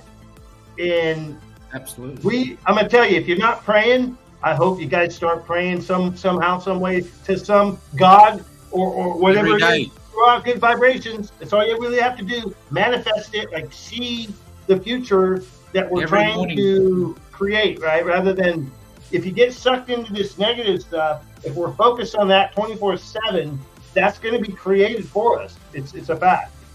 It's a fact. So every morning I pray, and then at the end of the prayer I say rest in peace to my mother. Every morning, I don't miss it.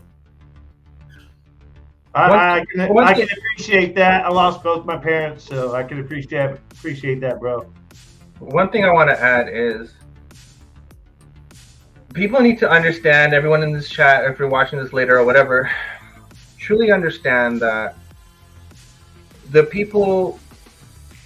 world is changing and so is your life. So people will come and go out of your life. A lot of people will leave your life then come into your life. The people that do come in your life are probably going to be there to stay.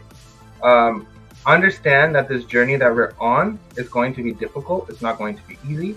It's a huge learning curve. We've never experienced none of this before. And to always stay humble and stay true to yourself and never forget where you came from. The biggest thing you can, the worst thing you can ever do is lose yourself. And once you lose yourself, you've lost yourself, and now you're just an asshole. So always stay grounded. That's all I gotta say. Stay grounded. Trust the process. You know, it's gonna be painful, and people will come and go. But at the end of the day, I mean, we have the better end of the stick. So just be blessed. Just be blessed that God literally took us up and swooped us out of the freaking thing and just was like, here, I'm going to hold you. I got you. Don't worry about nothing. Like, understand that that's literally what's happening here. And it's not just hypothetical, whatever, but that's literally what's taking place. Is like, this is what being saved is. It's like, you don't have to live in that dystopian, right? So absolutely. Just enjoy it, guys. Just enjoy the hell out of this, man. It's for you. This is for you. God gave this to you, not to anybody else, not your neighbor, not your brother, not to your sister, not to anybody, to you for a reason. Never forget that. Can I just touch on how they mixed messages, like ISO 222 is not rolling out in Europe, but it's rolling out elsewhere. So it's like, oh, it's not rolling out, we have to wait for March. Not necessarily. Okay, so there was an earthquake supposedly in San Francisco. I did have an alert, I think last week, about an earthquake and to get shelter and all that. Well, guess what, guys? I was sleeping. So, anyways, hold on. We had a little earthquake here in Australia down in Melbourne last week. There's earthquakes. Could be some underground tunnels getting destroyed. I don't know. Right. Exactly. So I actually got Chip's channel banned, or got it banned for 2 weeks back in the day on YouTube for saying that kind of stuff. But yeah, there's a lot of that stuff going on too. Usually when they're at certain depths, and it'll be like at the same depth everywhere. Like there'll be like this line. You'll see this pattern all around the world of all at the same depth. You know, that supposedly other things are at that depth. You know, so yeah, without saying a whole lot. Oh, wait, hold on. Pay me an XRP. Looks like he wants to come on. Do you want to come up here, dude? All right. Yeah, and I want to give a shout out. I don't know if he's still here, but he's from Australia. Where's he at? Where's his? Hold on. He chimed in here a little earlier. Man, it was way back there. Carl Lewis, wherever you are, buddy. We love some Carl Lewis. So hold on. I'll put the link in there. Pay me an XRP. What's up, Carl Lewis? What's up? Yeah. Sophie just brought up a beautiful point. I have to touch up on it. Go ahead, buddy. Hold, let me bring it up. Is it for this one here? It's health. It is health. Wealth means nothing if you aren't unhealthy. You can't do nothing with it. Stay healthy.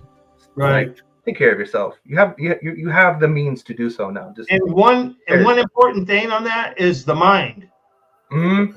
Okay, because the mind can make you sick. It can make you rich. It can make you poor. The subconscious mind, you let stuff get into that subconscious mind, and you won't even know it's there. That's why you gotta flush your chakras out and stuff. And I actually have something I've been wanting to share for a while that would do that. Maybe we'll run that at the end of the show. And it's quite amazing. And it was created by the same guy that made Moog, M-O-O-G synthesizers. So it actually is an instrument that will unlock your chakras, man. It is probably one of the most incredible things I've ever seen. It's about 10 grand. That's why I never bought one, but you can get the same effect from like headphones and stuff. Oh, here we go. We got Pamy's never been on the show. So what's up, everybody? What's up? Hey, what's up, man? Hello, Pamy. Hey, G'day, mate. you're usually the truck, right? Yeah, I'm usually in the truck. So you're out of the truck right now? Yeah, All right. I'm on some home time right now. Just chilling. Right on, man. This is a rare occurrence. This is a rare sighting. I know, right? I want to chime in because I heard somebody, I think it was you, Nerdy, was talking about the quantum resistance concerning the wallets. So I was there when they were talking about that. And in my understanding, as long as you don't do a transaction sending your XRP out where you got to sign it, then you're okay as far as it still being quantum resistance. Depositing isn't a problem because you're not signing anything. Exactly, and your master key and having another key. So, for example, if you have it on Zoom and you cancel your key and then you have your Tangent card to sign your things, then it also would be considered quantum safe. Mm-hmm. So I was sitting back and I was listening to y'all, and I listen to every one of the shows when I'm on the road, and it's not many of us, and this group is even smaller. So I was just thinking and feeling like the information that we do have, like we gotta share it with each other. You feel me? Like there aren't, I don't know on y'all end, but on my end, there aren't many people that I can even trade information and go back and forth with that's even on the same vibration, the same level.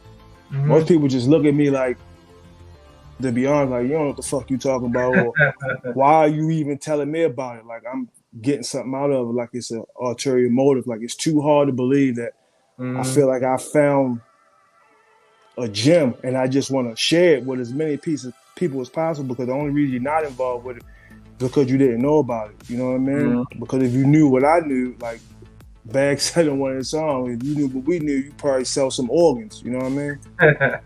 Hey, I want to say something to that, like real quick. Real quick. So something as simple. This was brought up by Trump, and I haven't been watching his rallies, right? But I just, for some reason, like I was drawn to the speaker, the new speaker of the House. I was drawn to his rally, and it's because it was in California, I think. So I was like, man, I hope he's talking about bringing California back, right? Make California great again. And he was freaking tearing it up, guys. It's literally one of the best deals I've ever seen. And he was talking about how the people in California that want something different, right? That are tired of 2 decades of Democratic rule, of this commie kind of rule in Cali, right? And so he was going on about every issue we were having. He knew more about California than most Californians. And he was doing it like stand-up comedy too. But one of the things he said about the freaking disconnect from people is when you try to tell them that, did you know that we have enough water for this whole state and we've had enough water for decades? And you're trying to tell them, right? Did you know, and this is me talking to someone that's not awake, right? And you go, did you know that they are literally dumping our water into the ocean every day because of this little tiny smelt, this little stupid fish, right? Mm-hmm. And they're letting farms go freaking barren. And he talked about this, guys, and it tripped me out because I remember telling people these things, and they would go, uh-huh. And yet they're having to not water the lawn. You got Gavin saying don't fucking take a shower if you did the dishes that day, your dishwasher. That he was going to make it to where you would be no. Gavin Newsom was going to fine us $1,000 if we took a shower and washed the dishes in one day. One person. That's one fucking person, guys. So when you're talking to someone about something as simple as water, and they don't even, you tell them what you just tell them, and they still, it's like, what? They should be going, what? They're sending our water down, and we're in a drought, and they're charging us, they're fining us, they're shutting off the farmers, they're threatening to fine me that my water bill went through the roof because I own a house. What the hell? No, it's like dude. And Mike Johnson's from fucking Louisiana. Mike Johnson's from Louisiana. He ain't even from California. Talking about what? Mike Johnson, the new speaker, is from Louisiana. He's not from California. No, I was talking about Trump. Trump talking about this. Oh, okay. Oh, my bad. Real quick, I just want to add something to what Pammy was talking about. Yeah, bro. I mean, the craziest part is, man, is just like, if like the reason why people don't take what we're saying seriously or whatever is because we don't have money right now, right? So if you don't have the wealth to back up what the hell you're saying, then people just completely ignore you. But that's the kicker, is where people are going to be missing out on the beginning of when we get there. You know what I mean? So later down the years, when I'm telling people about this, and I'm already wealthy, and XRP's at freaking 1,000 plus or $1 million plus, whatever, and then they're over here buying like 0.000 of them. It's like you missed the point, and or you're trying to inform people, they're not listening to you. Instead they ridicule you, make fun of you, right, or mock you or whatever. But come back around when things start to happen. Those are going to be the same people asking you, how do you do it? You know what I mean? Nerdy. Nerdy, did you hear about the glitch on CoinMarketCap the other day? For XRP? Yeah. $34,000 a token in the middle of a time where XRP should not be glitching because it's not really moving like that. Or so we should think. Yeah. So like, the main point I'm trying to get at is like, I'll help people, but once you start judging my character, I'm out. I try to help you, bro. You know what I mean? Like, I tried, but if you're gonna start, flipping the script on me, it's good. I tried. That's on you. Good luck. Yeah, I moved through phases with it. Like in the beginning, when I first found out, I used to tell everybody, and then I got to a point where it used to upset me and made me question my own character. Like, wow, what is it about me that people won't believe what I'm saying? And I used to actually get upset by it. And then I moved to a phase where I was just like, fuck it, I'm not telling anybody anymore. Exactly. And then I moved to another phase. Like, I still, to be honest, when I'm out on the road or just in life, like if I strike up a conversation with someone, and if I say more than hello to you, I'll ask you, do you know about crypto, or specifically XRP? Like I do it every time. I feel like that's what I'm supposed to do. And I've said since I've been a truck driver now about a year, I've met exactly 4 people that have known about it, and 3 of them were recent. You know what I mean? Oh, nice. Yep. They pay me. Yes. Go ahead.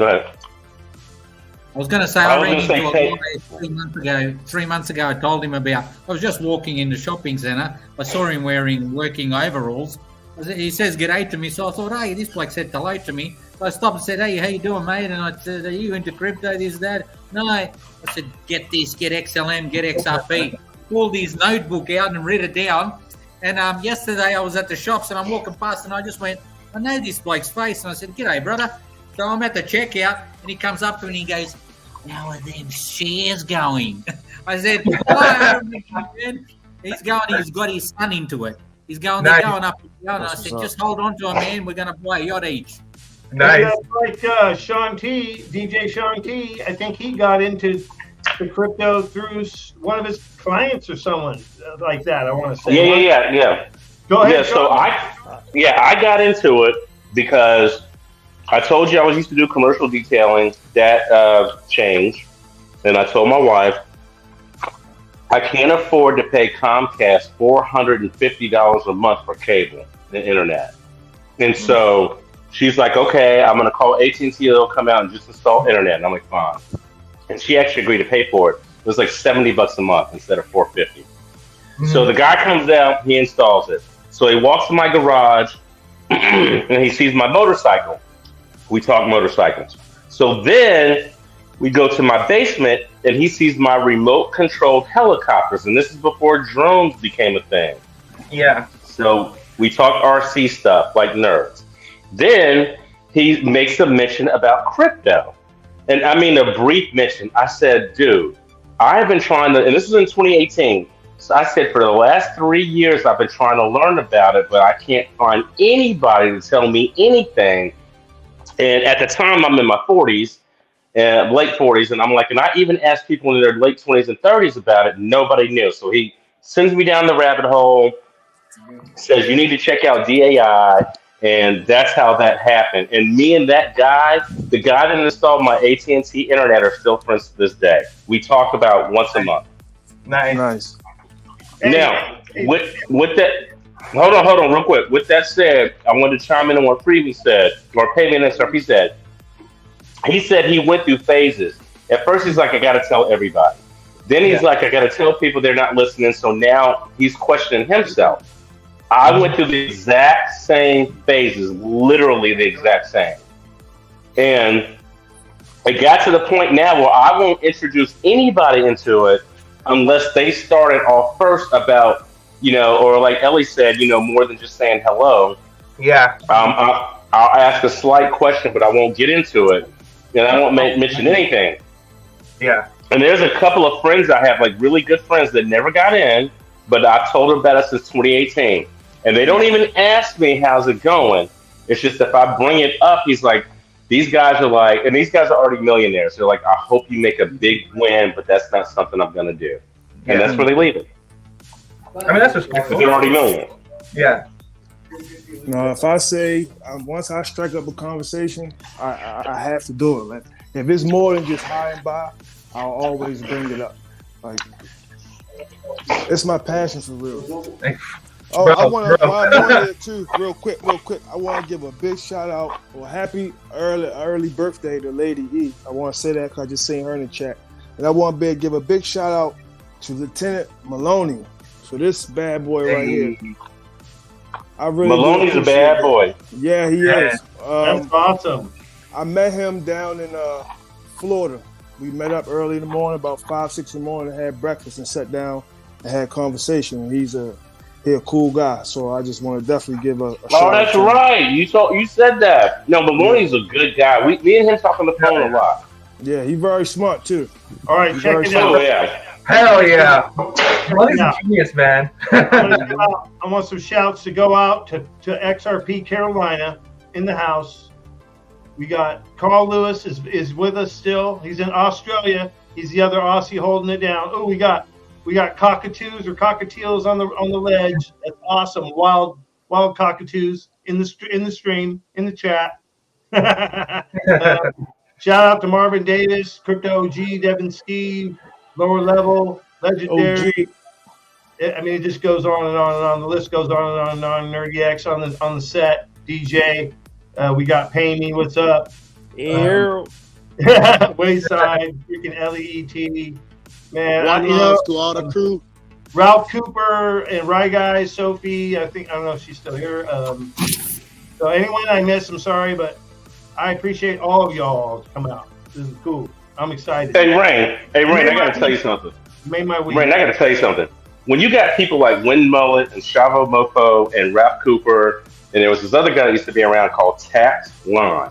Mm-hmm. To me, that goes back to when Brad Carnes used to do his live streams.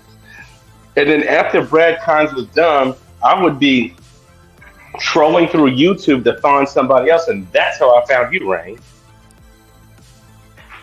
I found you by going to Brad Carnes' live stream. It ended, and I'm still on YouTube scrolling to see who else is live, and that's how I found Rain. And I apologize to Shava Mofo and Wen Mullet. I shout you guys out too, even though I interacted with you earlier, but I forgot to mention you in that shout out. And Sean T, that had my back and fucking he brought those names up. So there you go. Yeah, hey, happy Halloween, everyone. And I did a little bit. I did a little bit of Halloween stuff earlier. If you guys missed it, I did some Darth Vader and some Star Wars type stuff. So if you missed it, I'm sorry, but we just try to have fun. I was thinking about doing some other. I'm gonna start working on some craft. So we'll just leave it at that. We'll leave it at that. But we're gonna get some craft going. When Mullet said it's all good, Rain. Like Rain, you gotta get on a Bags track where he's doing his heavy hip hop, and then you just throw a sick guitar riff in it. Yeah, I know. We talked about it before because when Berserker and I were jamming, when we were jamming before he was the drummer of Bags deal, we were jamming and we were trying to get him to do some stuff, but Bags seemed to never jump on that, right? Like it was like, I don't know. He didn't know how to groove with the rock stuff. I don't know. So, but you never know, man. Like stuff. It's just gonna be something like Slash playing on a Michael Jackson track. You know what I mean? Yeah, I'm not Slash, but you know what I'm saying. He's a legend. And Bags ain't Michael Jackson either. So come on now, make it happen. No, but Bags is good at what he does. I'm just saying. You're talking about two super legends, not. Okay, so for me, I'm being honest here. I'm not kissing no one's fucking ass. I'm not an ass kisser. I keep shit real. If you guys know me by now, I keep it real. And sometimes, I could be too blunt about things. But I think Bags he's got to be one of the most talented guys I know as far as music goes. Because I don't know any bands that are big that just pretty much. I would say pretty much every song that he's been doing is freaking good.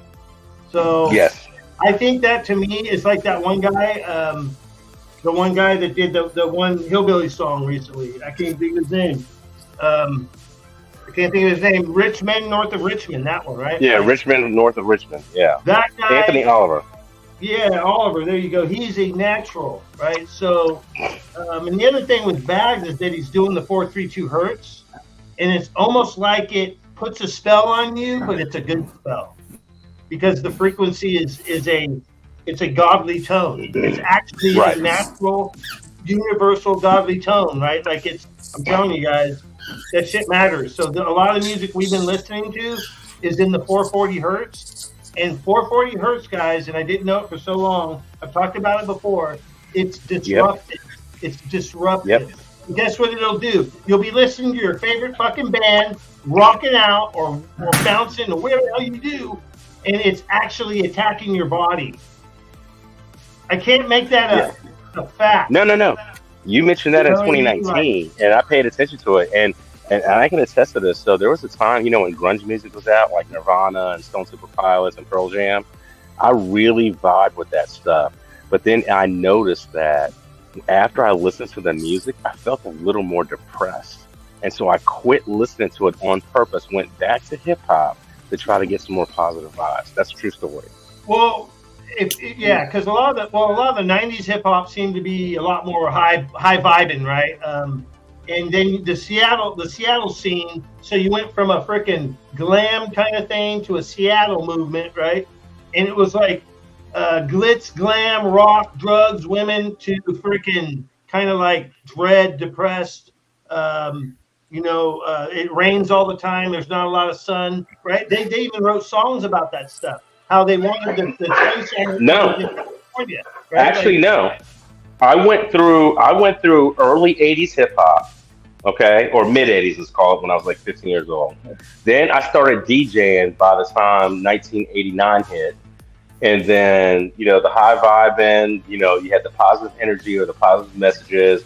You had the gangster rap had just started to come out, so it didn't have a strong foothold. And then by the not the early '90s, but I guess like around '93, '94, that's when grunge came out, and I vibed with it. And then after a while, I was listening to that music, and I was like, you know what? I just don't feel the same in my gut or in my heart. And so then I quit listening on purpose and went back to listening to hip hop, and that's when I got into the Puffy and the Jay-Z and all that stuff. And then later on, I learned that probably shouldn't be listening to that either. Yeah, it's a trick, man, because like some of the maybe your favorite songs you ever grew up with, you find out later that maybe it had a bad Absolutely, Yeah. had a absolutely, bad man. so check it out. Like this is That's a real, guys. fact. I heard some of the musicians that were from this was recently within the past maybe a year or two. They said basically they were quoted. I think Bob Dylan was one of them. He said, "I didn't write those songs. They basically came to me." Like so, if you think about the time of the '60s, '70s, right? That was that was actually one of the first awakenings of modern time. Okay, and that's why the hippie movement, the peace movement, all that happened. So they were writing about the age of Aquarius. The age of Aquarius was a ways off, guys. Right? They were singing about that. They were singing about getting back to the Garden of Eden.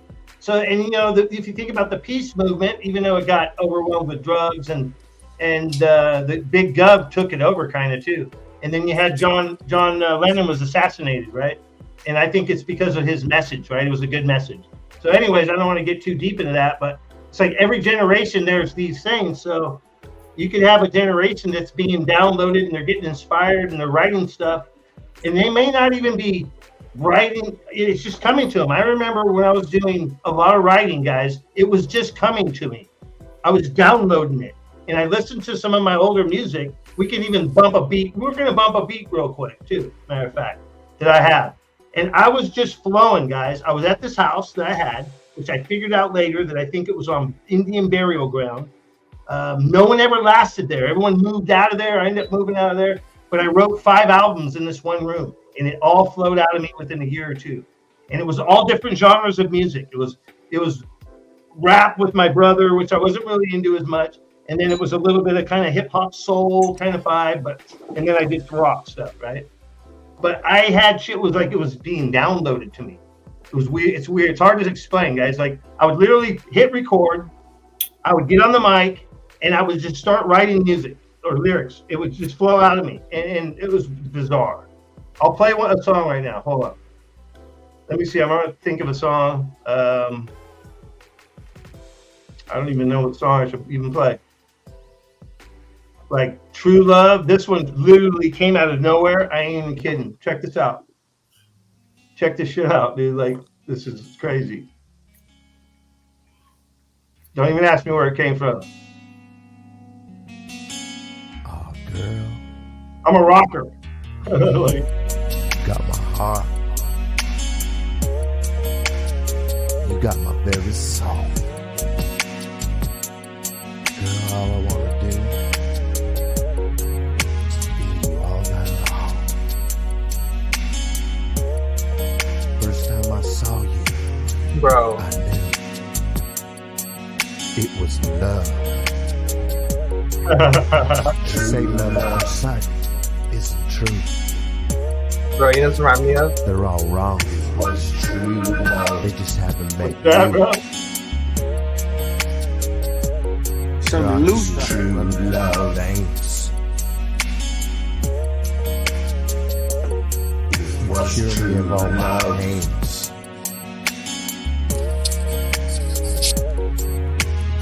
My heart was once broken in two. Bro, you know that reminds me of? The Quiet Fire. Bro, you know that reminds me of? You know that reminds me of? It's so tight. Yo, that sounds like some old Jodeci. No, Daddy, I'm in love with a thug. With a gangster. Yo, the beat was tight. The beat was super tight. It was tight though. It was tight though. This one here, that is was what, smooth. That was smooth. This one here is what DJT was talking about. Or DJ. Wait, hold on, right, hold on. That last beat you played, you need to resurrect that beat with some new lyrics on it. That beat was tight. Every night I agree. So close, hold you so tight. Feel my arms every night. No, not that one. The first one. The first one. Well, I was trying to play one where you were talking about doing my guitar over something. That is my guitar over a track I did. But it was my bad. So check it out. Here's the original track. No guitar. It totally changed the whole track. But check it out.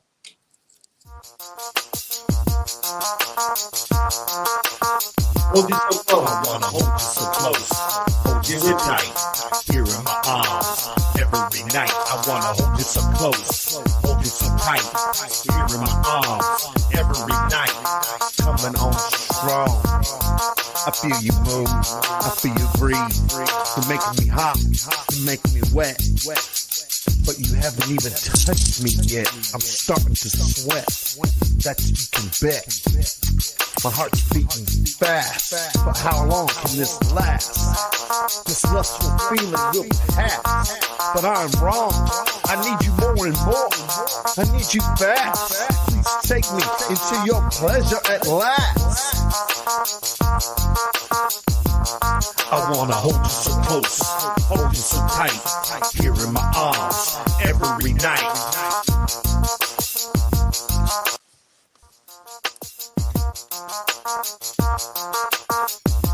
The other version. I wanna hold you so close, hold you so tight, here in my arms, every night. I wanna hold you so close, hold you so tight, here in my arms, every night.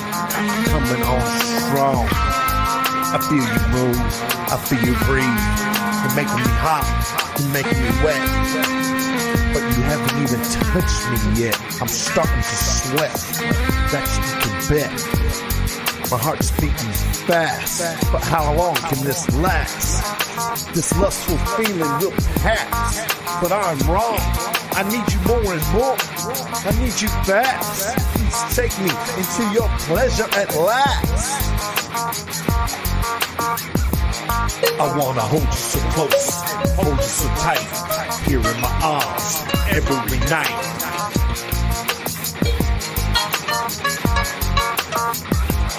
I wanna hold you so close, hold you so tight, here in my arms, every night.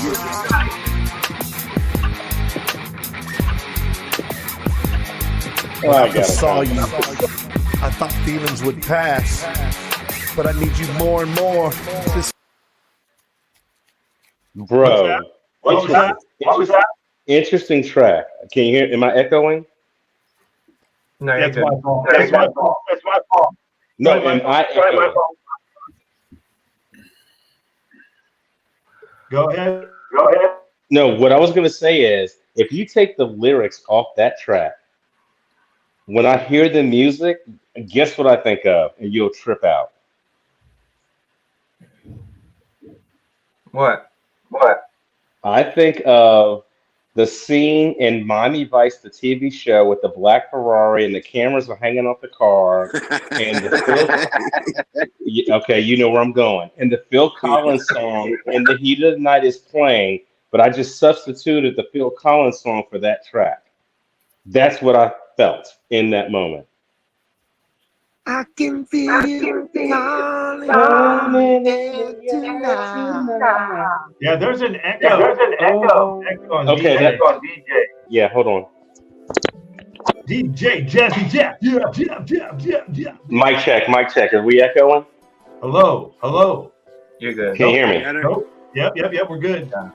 Okay. I tried to change my earpiece, but I'll have to try to jump out and come back in. But anyway, that's what I felt was immediately that beat took me back to 1987 or whatever it was, watching that scene, and I heard I know the Phil Collins song very, very well, and that's one of my favorite songs. But then I heard that beat, and instantly the way the beat flowed, it instantly took me to that moment, and I could replace it in my mind to that scene. And that's, by the way, I'm a car guy. That's one of my favorite cars on the planet. Is a 1971 Ferrari 365 GTB Daytona Spider. Hey. Side note. My man got class. Like it. Oh yeah. I like the Ferrari Magnum Drive. That was a 79 308 GTS. 308. Yeah. GTS. Hey, I got one for you guys that's straight out of Australia. Straight out Australia. Hold on. Let me see if I can find it. All right. No. While you're doing that, I just want to tell Ellie that the Ferrari from Magnum PI was not a real Ferrari. It was a kit car, and that's what they do in Hollywood. Is they make fake cars that look real.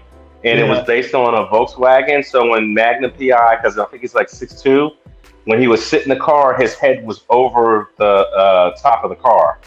And in the Miami Vice show, that Ferrari 365 GTB was built on a Corvette chassis, so it was not a real Ferrari, which is why I really liked it, because I would want that car. Because in America, if I needed an oil change, it wouldn't cost me $5,000; it would cost me $40. Now, I don't know how much this would cost you, Sean T, but we're going to dream a little bit. We're going to dream a little bit. Come with me, come with Rain to future Cryptopia, and where we have flying cars like the Jetsons, and everything's awesome, man. Like, come with me, please come with me. Yeah, and I will give my commentary afterwards. Get on board. You guys ready? All aboard! Yes, let's do it. Let's do it. And beyond. Roll the clip.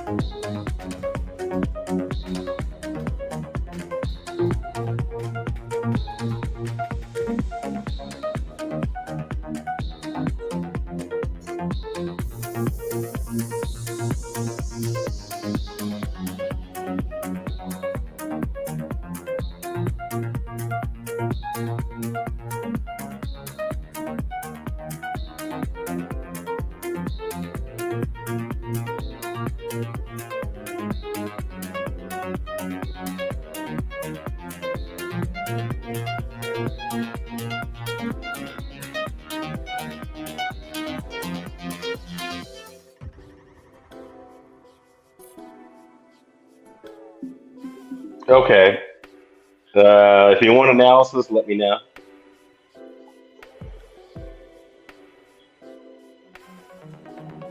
Oh, there's another one. I wasn't impressed. Who said that? You said you were not impressed? Is that what you just said? No. Hey, that's coming from your place, from Australia. I'm gonna have to fix that. I'm gonna have to go visit, make it. All right. So the cool thing about what I just showed you guys is they're using blockchain technology with AI, and they're going to be like taxi services, and the rich guys will probably have them. They look like a damn Bugatti. If you ask me, it was Bugatti.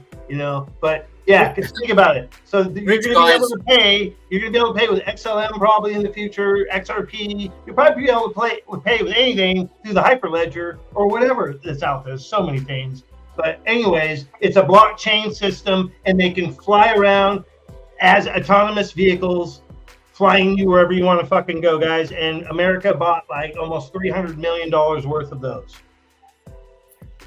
Okay. Like, this shit's coming. So by the time DJT comes back and starts building freedom cities, we are exactly where I was telling you we're going to be, guys, where we have the flying cars. We're best. We're number one. We have all the resources in the world right here. We have the most gold, silver right here. We have everything we need. I'm telling you, and we have all the patents. I think what will happen is that we'll build them, and then eventually, after a while, those patents will go out to the world, or they even could go out to the world once we start releasing stuff. They go out to the world. It could be like Elon Musk, right? Elon Musk is doing that. Remember that, guys? So I believe that DJ crew will do the same thing. And believe me, Elon Musk will be working directly with the Trump administration in this near future of ours. You heard it here first. Oh, well, obviously he already is, because Space Force and all that shit. So anyway, hold on, I'm going to add something to that. So people understand how this is going to work. So you're gonna have Quant, right? You have your 307 protocol, and then that's the nest for the whole ecosystem of the blockchain. And then so if you, let's just say you're driving a car, right? That car is being tracked and traced through IOTA or smart cities or even SpaceX and or even VeChain, right? So VeChain. Hold on, I don't want to get too ahead of myself. So you have your car tracking through IOTA, and that IOTA is connected through BMW, Mercedes, Jaguar, and all them. Then that connects to your Ripple or your Stellar or whatever, and that allows you to do in-car payments. So MasterCard and Visa has this where it's Retina scan to pay or voice to pay or whatever. So that's where that comes into place. And then Nerdy, real quick. I'm not trying to interrupt you, but I got a question. I'm tracking what you're saying, and you're saying that the car itself would be tracked by VeChain or IOTA or whatever. So when the car gets airborne, right? But when the car gets airborne, then it has to go through air traffic control, and that's a different set of protocols. So how do you see any vision of how that happens? IOTA will track you whether you're in the air or whether you're on the road. It doesn't matter. Okay, no, that was my question because tracking in the air, the traditional tracking systems for ATC, whether it be ground controlled or air traffic control, are totally different from like GPS in a car, and that's why I'm asking. I think that's an important distinction to noodle out. So if the great way to understand is how AI will take over and manage this is think about NVIDIA and digital twins. So imagine a digital twin of the city and the air, and then so they know exactly where you are and how to regulate depending on your environment.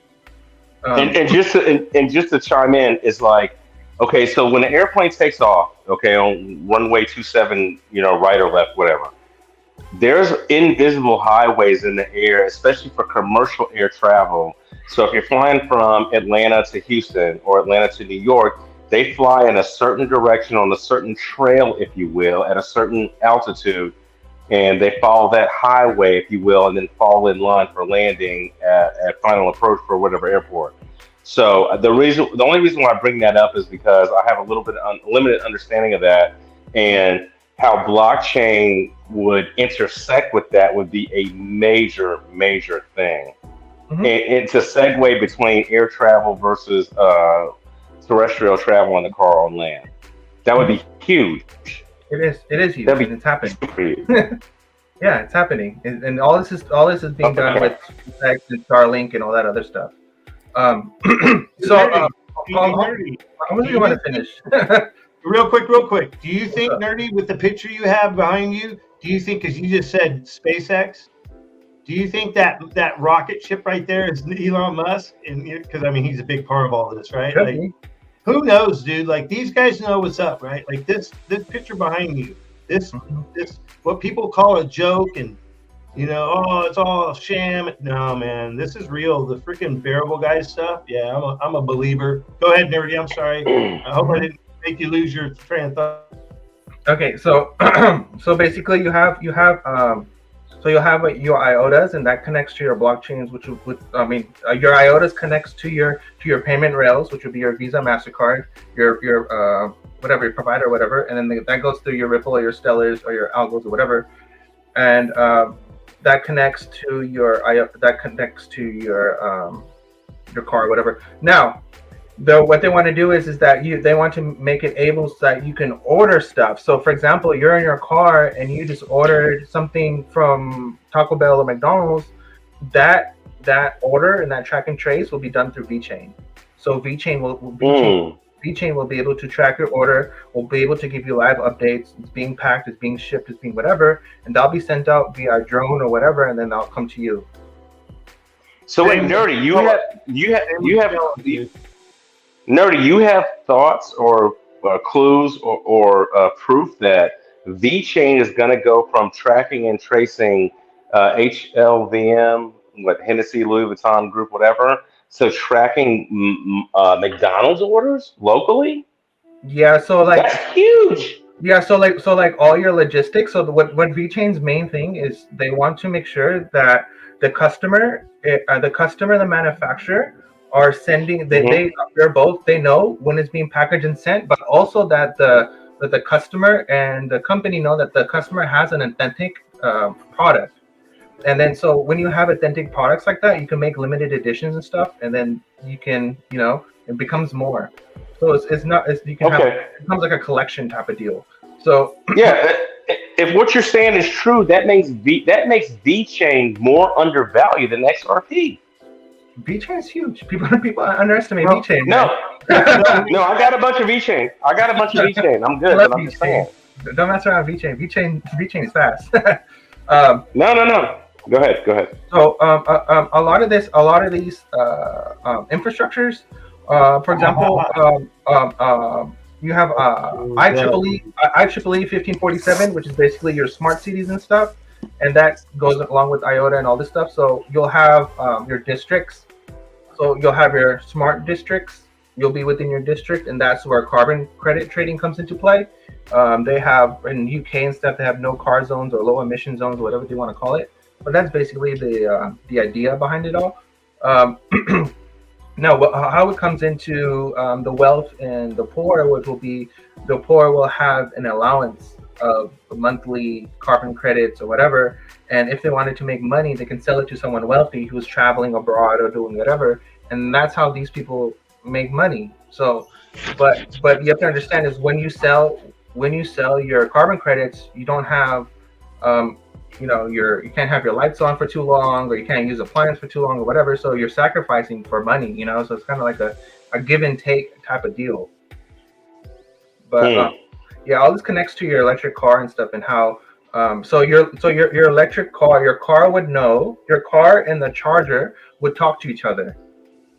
So they would know that your car has an X amount of balance, and it can charge to X amount of based on your balance. And once your balance runs out, then it stops charging.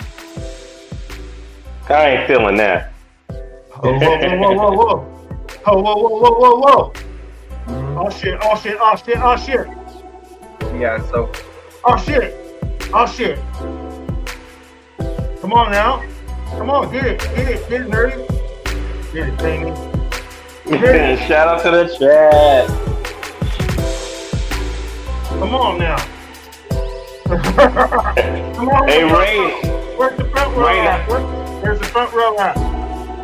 Ray, I invited 68J to the show tonight. I'm guessing he didn't show up. Well, he missed out. No. Hell yeah. What's up, Moon Man? I see you, Moon Man. I see you, Moon Man. I see you.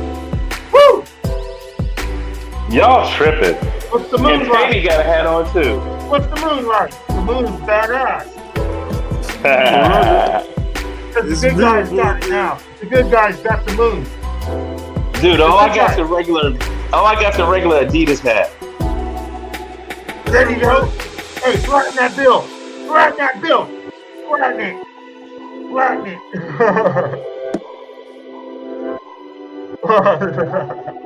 Just having some fun, man. Just having some fun, guys. All good in the hood. You knew it. Hell yeah. So what is up, good people? Rain here. I put the mask on and we lost some viewers, man. I think I scared them. I'm sorry, guys. I'm sorry, good people. Hey, Berserker. Look. Hey, look. Who? When Mullet says rain Who's here. that? Look. When Mullet says rain here, that's creepy. And I fucking just said we lost some people. Oh, shit. Oh, yeah, it's Halloween. Oh, look at Nerdy got his mask on. Who's the cat with the hat on and the tats? Who's that? That's Wayside. Dude, he's got the What up, Wayside? He's got the Wayside in the house. Rebel. You see that? Rebel. Fucking rebel. Hell yeah. Rebel Alliance. I'm with the light side of the Force.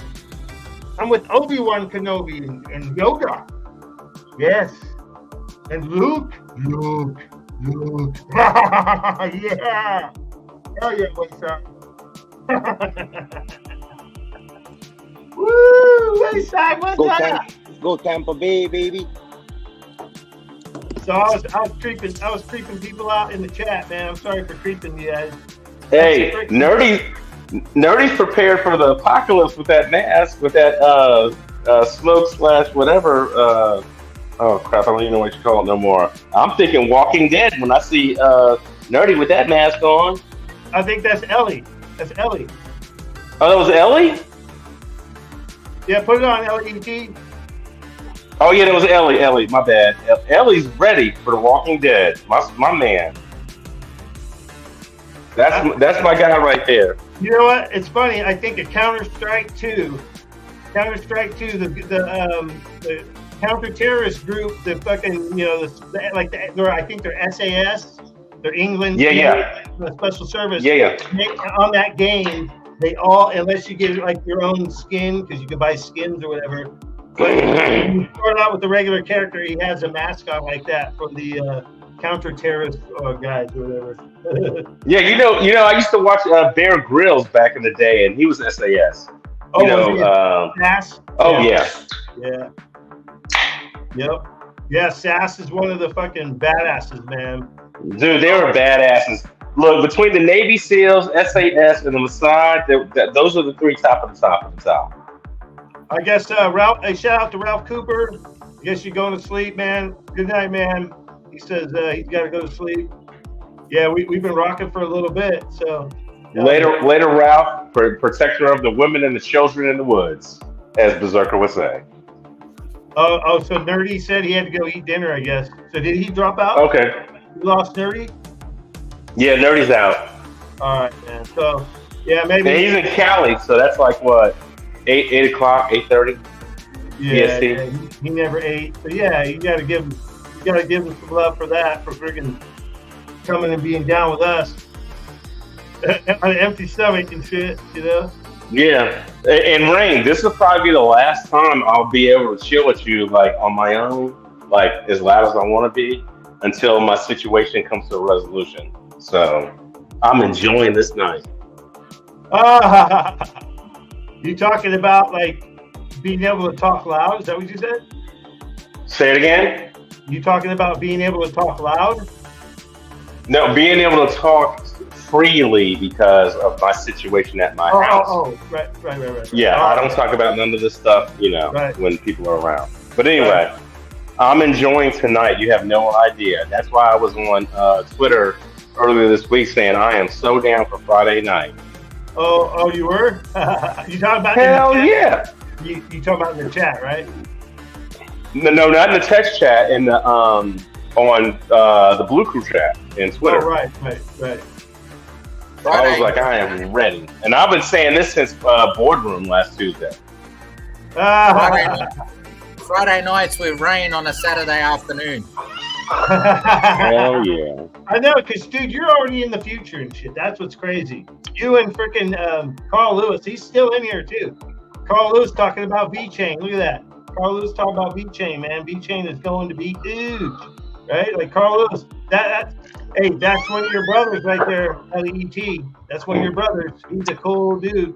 You met him, right? Or did you meet him? Ellie? I've seen Carl. Carl. Cool. Yeah, he's old school, man. Dude, he goes back all the way back to my channel, but early though. He was watching the shows early, man. So probably 2019. Carl Lewis goes back to 2019. Yeah, easily. That I remember. Yeah, easily. Yeah.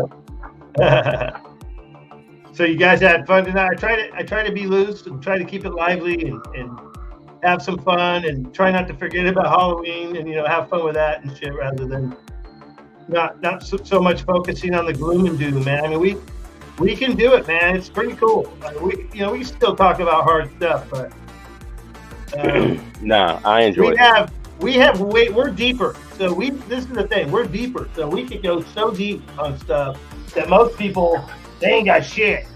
They got nothing to talk about. It's either some kind of sport or fucking bad news, right? Depression and oh my God, it's World War III. The world's gonna end. You know what I mean? Like, but no, we go deep. So I appreciate it. Rain, the stuff that we talk about, you really gotta have a strong stomach because it's the truth, and not a lot of people can handle the truth. And I appreciate you for having this platform, brother, and everybody else in the chat. Aloha and mahalo, my brothers and sisters.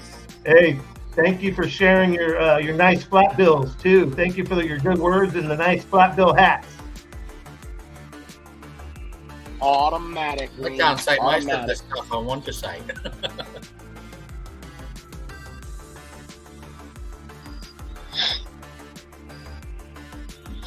Look who we got up in the building, lower level. What the hell, Bobby?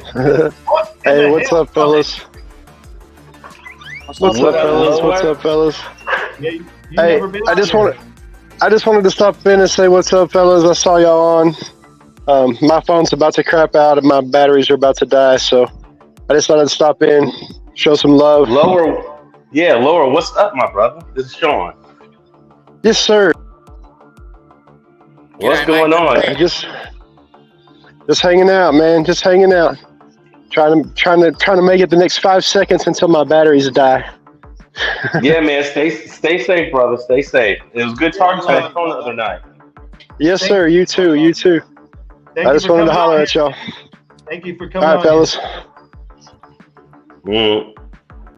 Lower levels in the up. He's up in the upper level. Lower level's a cool dude, man. We had a little conversation. I want to say Tuesday night or maybe Wednesday. Cool guy. Yeah, man, he's always in the mood. Yeah, definitely. All right, so any more crypto news that anybody wants to talk about? Because Garland has been on the tear. Sorry, buddy. What's ahead. going on with garlic bread? So garlic bread has been on the tear. And I'm surmising after a week's worth of listening that this dude is ready for IPO. When it was disclosed that the case was dropped against him and was it Stephon Thomas? Not Stephon Thomas. Yeah, Stephon Thomas. No, Chris Larson, not Thomas.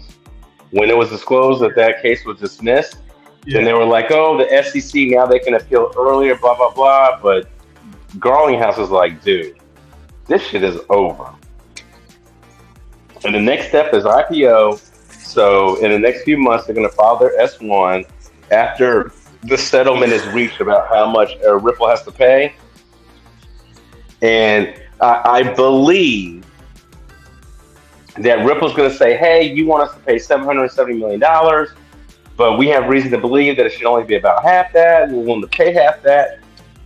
But we'll do that under the prerequisite that you agree that we can file our S1 and it'll get approved. And I'm sure the SEC will have the S1 already and agree to approval. And then they can go IPO. I think that's what's going to happen. And I think it'll probably happen before April of next year. That's huge for Ripple, the company, and for any XRP holder. And it was either Fred Rispoli, who wasn't an attorney for the Ripple, or it was the other general counsel for Ripple that said, one of those two guys said, listen, we couldn't have gotten here without the XRP army. And it was said explicitly because you guys dug up information that some of us didn't actually know, and you put it out in the public. And then he said, when the court case was going on, originally it was like, okay, the judge was going to allow 500 people to listen in on the court conversations, but it maxed out within seconds of the call going live, and so then it got bumped up to at a total 5,000 total XRP holders or XRP people that were interested, that were listening to the case, and then the judge was like, whoa, there's a lot of interest in this case, and because of that, that helped lead us to where we are, because the public got involved on a big scale. And now, we're talking about a niche group of people that are interested in not only just cryptocurrency, but just one particular one. If it was a situation where, there's a thing going on in politics and everybody calls their congressman and you get all this, that, and the third, you still get a lot of convoluted reasonings why they should go one way or the other. But with the XRP case and the Ripple case, it was all 75,000 people plus, because you can't totally quantify it, and they were all singularly focused on one thing. And they said that's what turned the case around. So all the people on this call, I don't know how many there are, the people on the panel, the people that have been here, left here, whatever, we are all singularly focused on one thing, and that is our future. And our future is partially predicated on this one.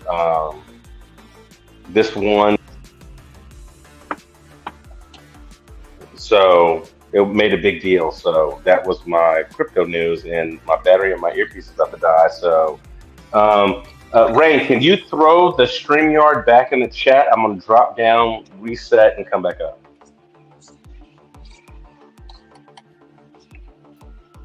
Rain here, Rain not here. Yep, I just did it. You know what else we Okay, got? cool. I'm going to drop out. I'll be right back. We've got Ripple Swell in Dubai. Yep, in November. Yeah, and I was seeing something online. It's November 8th and 9th. And 9th, yep. But November, when you look at November is 11. And on the clock, if you go across 11 is a 5. 5, 8, 9. Someone was showing that online on the internet yesterday. It's not coincidence. I don't think it's coincidence. Yeah, they say November 8-9. Ripple Swell. It's about to be huge. You know, Wayside and our islands are going to join. It's the ocean that connects us, not separates us. Nah, we're connected. Yo, when I drop down and replace my earpiece, shout out to XRP Carolina. I haven't seen him in a minute. I know, dude. I had to blue wrench him, dude. I didn't even realize, because I'm watching the chat in StreamYard, so I'm not paying attention who's the freaking blue wrench or not. So yeah, I had to go blue wrench XRP Carolina. I think it was Wembley. Carolina's old school. Right. I used to talk to him on the phone too. Hey, Carolina, I'm gonna hit you up tomorrow or Sunday. Right And on. Carolina, get your butt on. Okay, so Friday nights with Rain, Friday at non-Eastern time. Then you got to get on extra bullish hour at what is that? What is that? Oh shoot, my times are off. 11 a.m. Eastern, or no, 11 a.m. Pacific, which is 10 o'clock. So it's got to be like around 1 o'clock Eastern time for extra bullish hour, XRP DAGs, and then right after that it's coffee time with Uncle Buster, and Uncle Buster, with Uncle Buster and Berserker right after. So, dude, we've got this whole thing worked out. And then Nerdy X does a show Wednesday night around 9 o'clock Eastern. So Carolina, get your ass back in the loop, bruh. We've been missing the OGs. The OGs need to contribute. I'm done.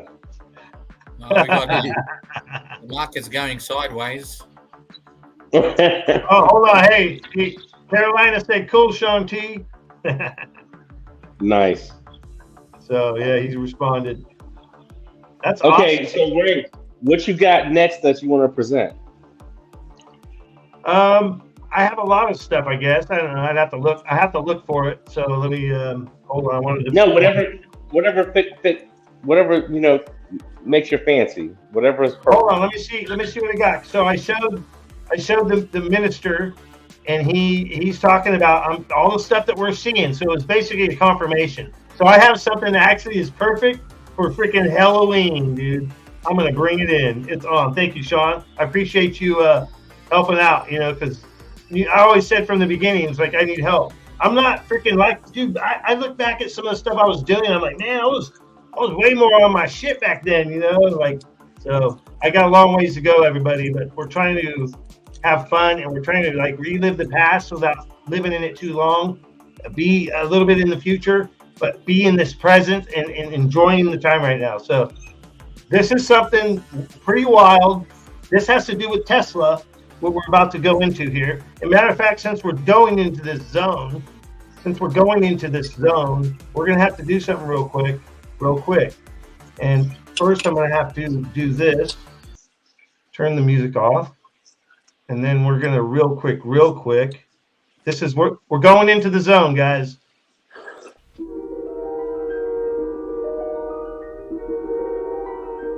There is a fifth dimension, beyond that which is known to man.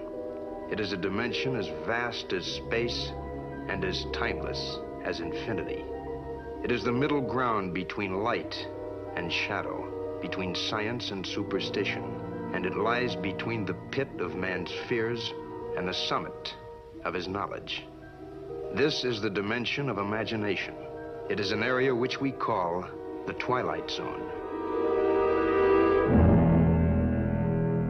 Hey, with the Tesla Spirit Radio. This is one of those homemade deals. A friend of mine made it for me. There's plans online. You could build one yourself for about $30 in parts. Just take some time soldering and all that kind of good stuff. So if you have those skills, it should be an easy build for you.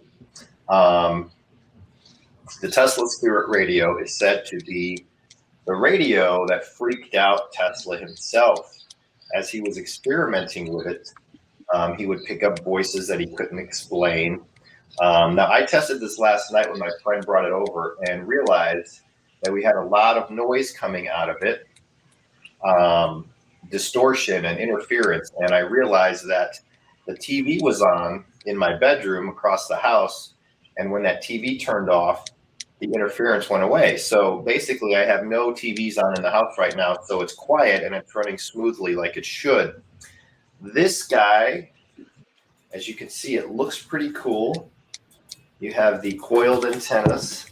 You have the output because there's no power. This does not take batteries. It does not use electricity. It needs no power to operate. Basically, I have an output here going over to my iMac input. And then I'm using software to add gain and amplify the sound. So the sound is being amplified from the speakers. And this is a tuning knob. As you can see, I really get nothing with it. So it's kind of a hit or miss kind of thing. The Tesla radio, you can see a couple demos on YouTube of it, of a guy who made this exact one. And he then went around and moved it by light, by his computer, and it gave out different kinds of sounds and weirdness going on. So my goal with this is to do spirit communication, to see if it's even possible. Some have told me it's not possible. Some have told me it's just a toy, but I beg to differ because last night when I used it, I received some pretty crazy responses. And a lot of people had trouble hearing them because they were muffled because I was filtering out that distortion that I was getting last night. And because I was filtering it out, it made some of the replies muffled. If you have any kind of speakers or headphones that are bass heavy, it's going to be very hard to hear. But the messages, everyone in my house who's heard them, heard exactly what I heard. Sometimes you'll get weird things like that just popping up. And I let my son hear it, his friend hear it, my fiance hear it, her daughter hear it. They all heard the same thing as me on my speakers when I play back on my other system. So I'm going to try right now a quick test to see if I can pick up anyone talking to me on this device. Okay, if there's anyone here, this is Steve. I welcome you in to ask me a question, to communicate in real time. If you have any ability whatsoever to use this device to manipulate the sounds so I can hear you in real time through the speakers, I welcome you to come through and talk to me. And you can prove to everyone that you are real, you do have a voice, even though you moved on from this earth, you can still speak to me. Is there anyone here that has anything to say or to communicate with me whatsoever?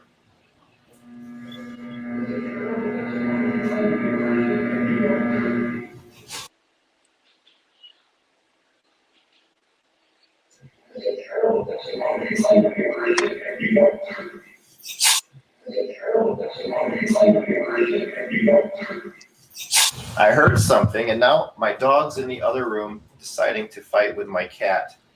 Perfect timing. Hold on.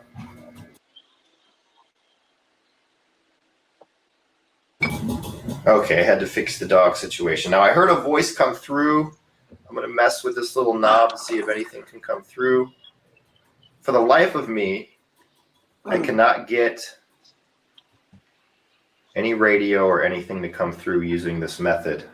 I just get a buzz, and occasionally a voice will pop through telling me or saying something. If it's saying anything relevant, that's a whole other ball of wax to figure out. But it's last night I did get relevant replies. Again, if there's anyone here, feel free to come through and speak to me. My name is Steve. I come in peace. I come with love. I come with light. And we're just trying to figure out more about you, and you can figure out more about me. Is there anything you want to ask me?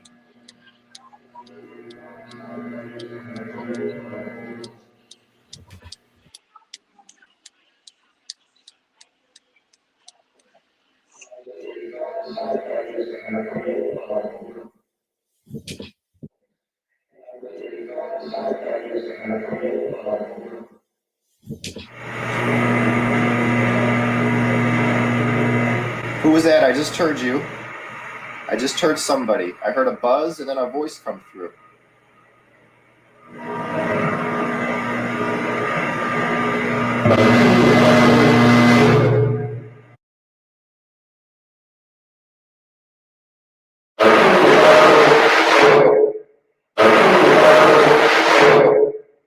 Alright, hold on. Okay, I tuned that a little bit. Alright,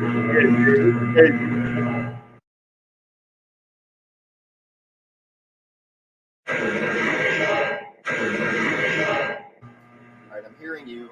Let me turn down the gain now, because when I tune that dial up, I'm picking you up better. Can you hear me? Can you hear me?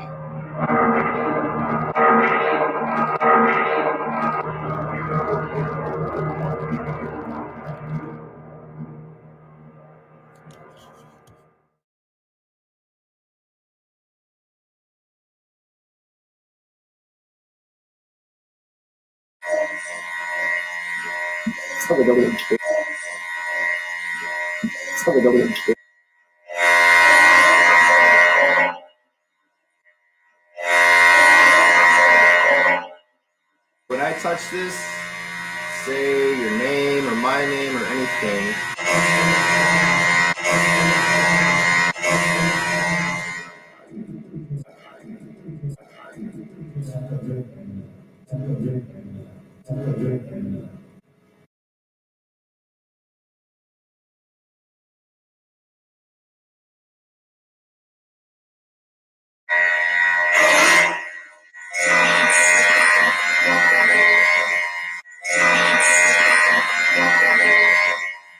That's gonna be killed. Holy shit, dude.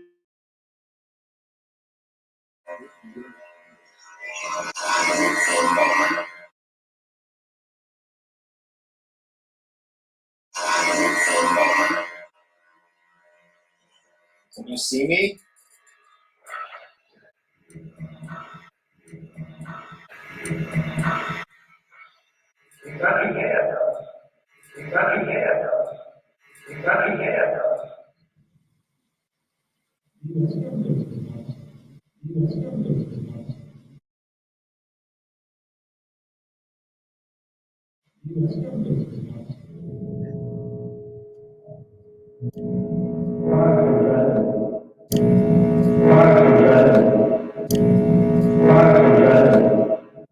What's he saying? Can you tune it so you can hear what he's saying?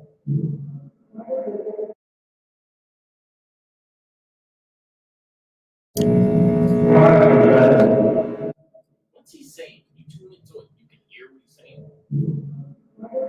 It's freaking spirit radio.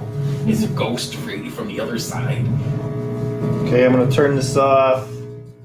If you could say anything else before I do.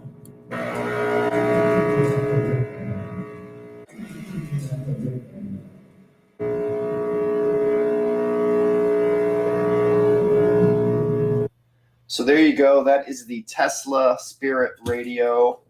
You might want to build one if you have.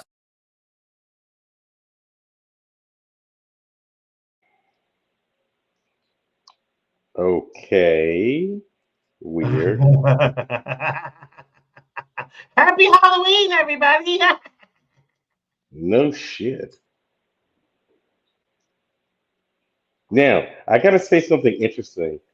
In terms of radio frequencies, and Rain would attest to this, I do believe that there are frequencies that human beings can't normally hear without an additional device.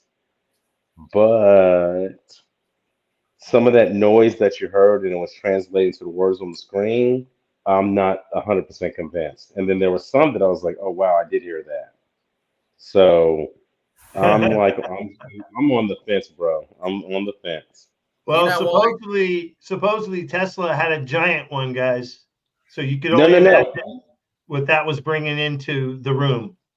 No, and There I was don't also doubt that. Go ahead, go ahead.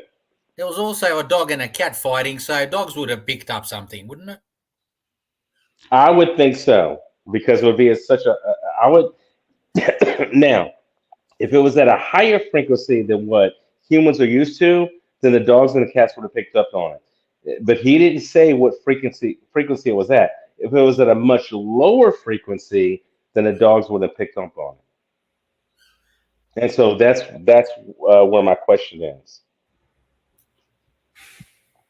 Fair And enough. that's just scientifically speaking. So Carl Lewis, your fellow Aussie, he says he's building one. He's All building right, one. right on. Right. And then Devin Steve's asking if this is gonna get us in trouble. I doubt it. But whatever. Nah, this is too far out there to get in trouble yet. But Devon Steve, what's up, my brother? I was talking about Tesla on my first channel in 2018. That was one of these subjects, and Yep. Trump's uncle, right back then. And then I'd mix in Yep. some crypto stuff with it, and I'd get into some esoteric, and kind of so. Bruh, that was the good old days. I mean, the way my I life is know. right now, in 2019, I thought I was having problems, but I wasn't having no problems. I was having just, business problems. I wasn't having the rest of it. So I really, really appreciate those days. And, Rain, you were doing your show in 2019. I was listening to Brad Kahn's live streams, and it was like, um, I was having issues, but life was still good. And my thought process is that, a year and a half from now, I'm going to be looking back on the days that I have now and be like, life was still good back then because I'm going to have some other type of problem. So I appreciate you in ways that you don't know. And I won't be able to tell you about it till later. Well, it's actually pretty cool for me that when I unlocked that computer and got a lot of that old stuff out of there, it was validating what I was doing, which was doing this channel again, right? And Oh yeah. and I was like, fuck, dude. And I was like tripping on all this because I just got sucked in. I literally went into a time portal when I unlocked that thing because I forgot that I had all that stuff on there, No, dude, and let's be honest. You were ahead of the curve in so many ways. And it wasn't just you, it was how I found you. And so that was, like I told the story about finding about crypto. I found about DAI, and DAI was inspired to do his channel only because he watched Alex Cobb. And he said, if Alex Cobb is 18 years old and he does this, and I trained to be an investment advisor, and I know what's going on with this new asset class. And in the early video, he said, if I told my wife, if they call this crypto thing a new asset class, then I was right. And so between after that, then getting into digital perspectives of Brad Kahns, and Brad Combs had a burner phone to have people call into his live stream, and it was on YouTube. And then I called in a bunch of time, and that's when I met a lot of those people like Ralph Cooper and Chavo Mofo, because he used to shout out everybody on his channel as he was like, look, show's over, I'm gonna shout you out. And then everybody would say, thanks a lot, see you next week, whatever. And all those people would freaking chime in and he'd shout them all out. It was like a roll call.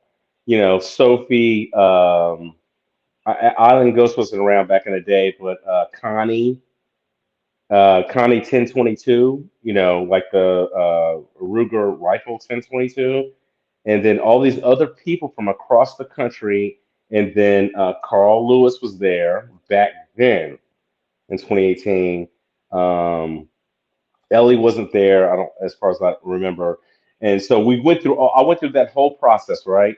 And I'm laying, and I'll be honest with you guys, I'm laying in the spare bedroom at the time because of dealing with my issues at home and did all that. And then I was so amped up about what crypto was going to do as a new asset class after listening to DAI, then Alex Cobb, then Digital Perspectives.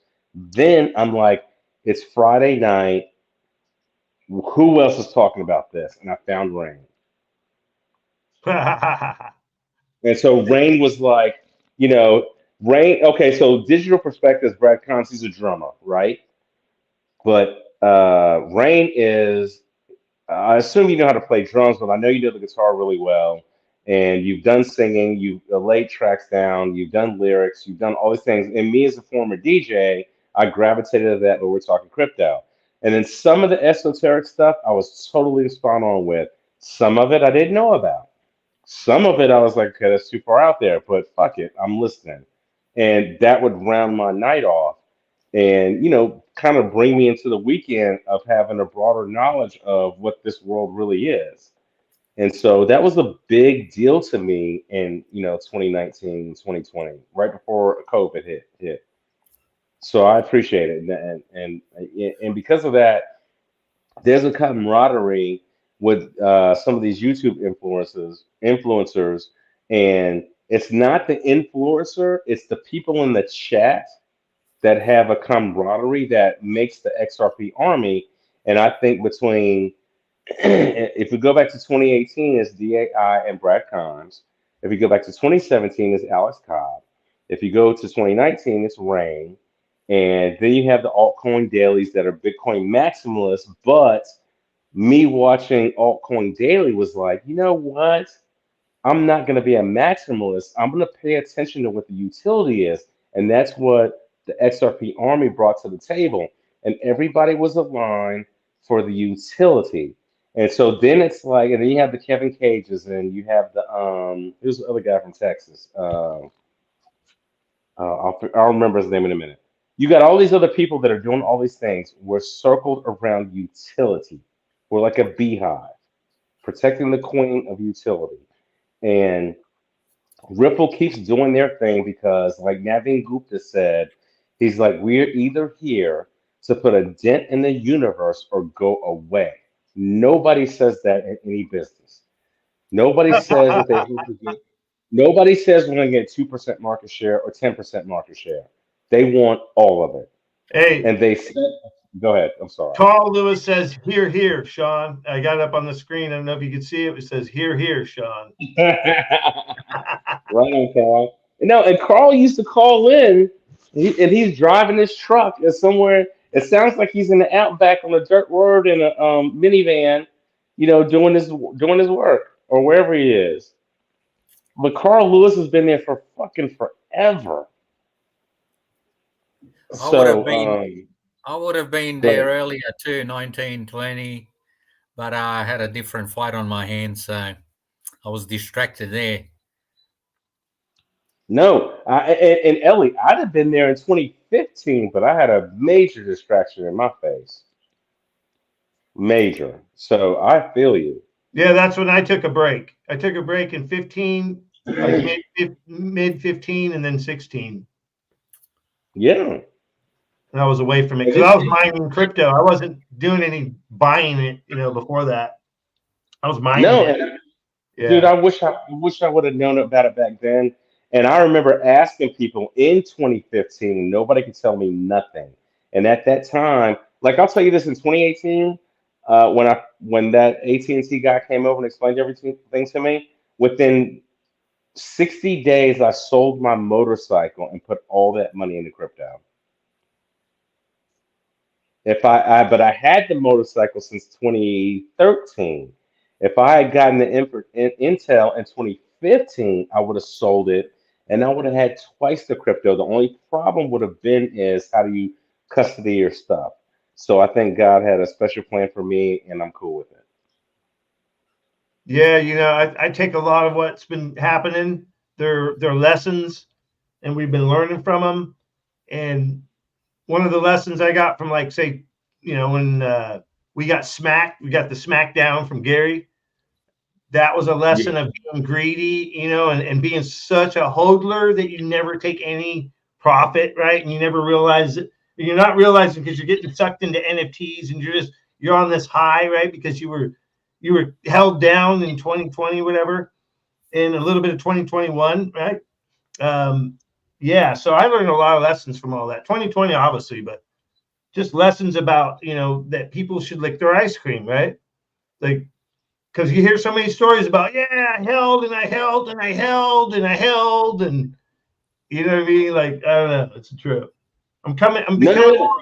I'm thinking more like I wouldn't mind being a day trader, but having the hodl, but then being a day trader at a certain point, I think it would be exhilarating, but not being aggressive too, not getting greedy. Getting greedy could be a hodler, and also getting greedy could be someone that doesn't take profits. They're getting greedy for the profits, right? So they're still holding. They want 50%, 60%, rather than taking at 30% or something, licking your ice cream, or on a daily taking 10%. Like if you were a day trader. You got a great point, and I agree with you, except for one thing. My original goal was to lick the ice cream at a certain price point, and that will require me to hold it for longer than that little 10% gain or 30% gain. And that's only based on the fact that I didn't buy that much to begin with. And I'll be honest with you, dude, because of the situation I'm going through right now, I've actually had to sell some, only a couple $100 at a time, no big deal. But because of that, my fear is that I don't want to lick the ice cream too soon, but because we know where this is going, I can hold out because I have a regular business, I make money, I can take care of myself without having to lick the ice cream until it's time to lick the ice cream. And so that's the only difference I have between what you said and what I'm thinking. So as far as timing goes, are you guys feeling the same kind of energy I'm feeling, where it's like building up? Like, it feels like, from what I'm seeing in the regular world, and then what I get from like intuition and other things, right? You could say the spiritual world, right?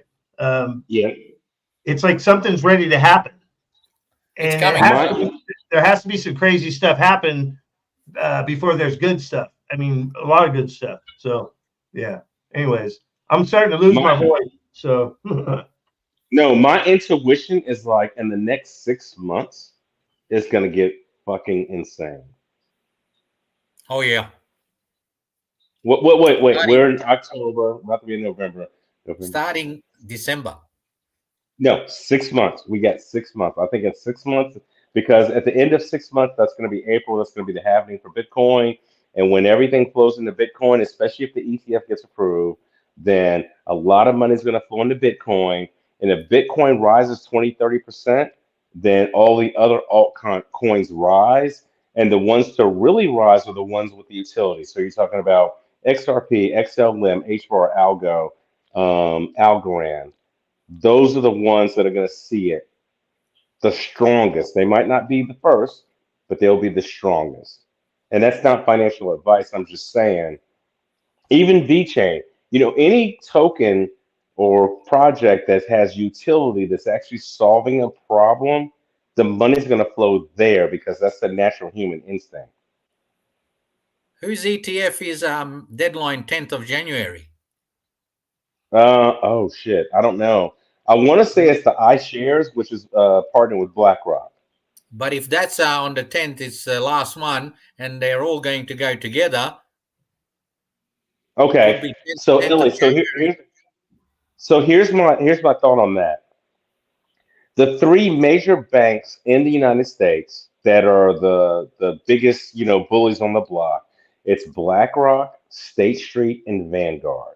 They're the biggest. They're higher than JP Morgan. So, with that said, one of those three banks should get the first ETF.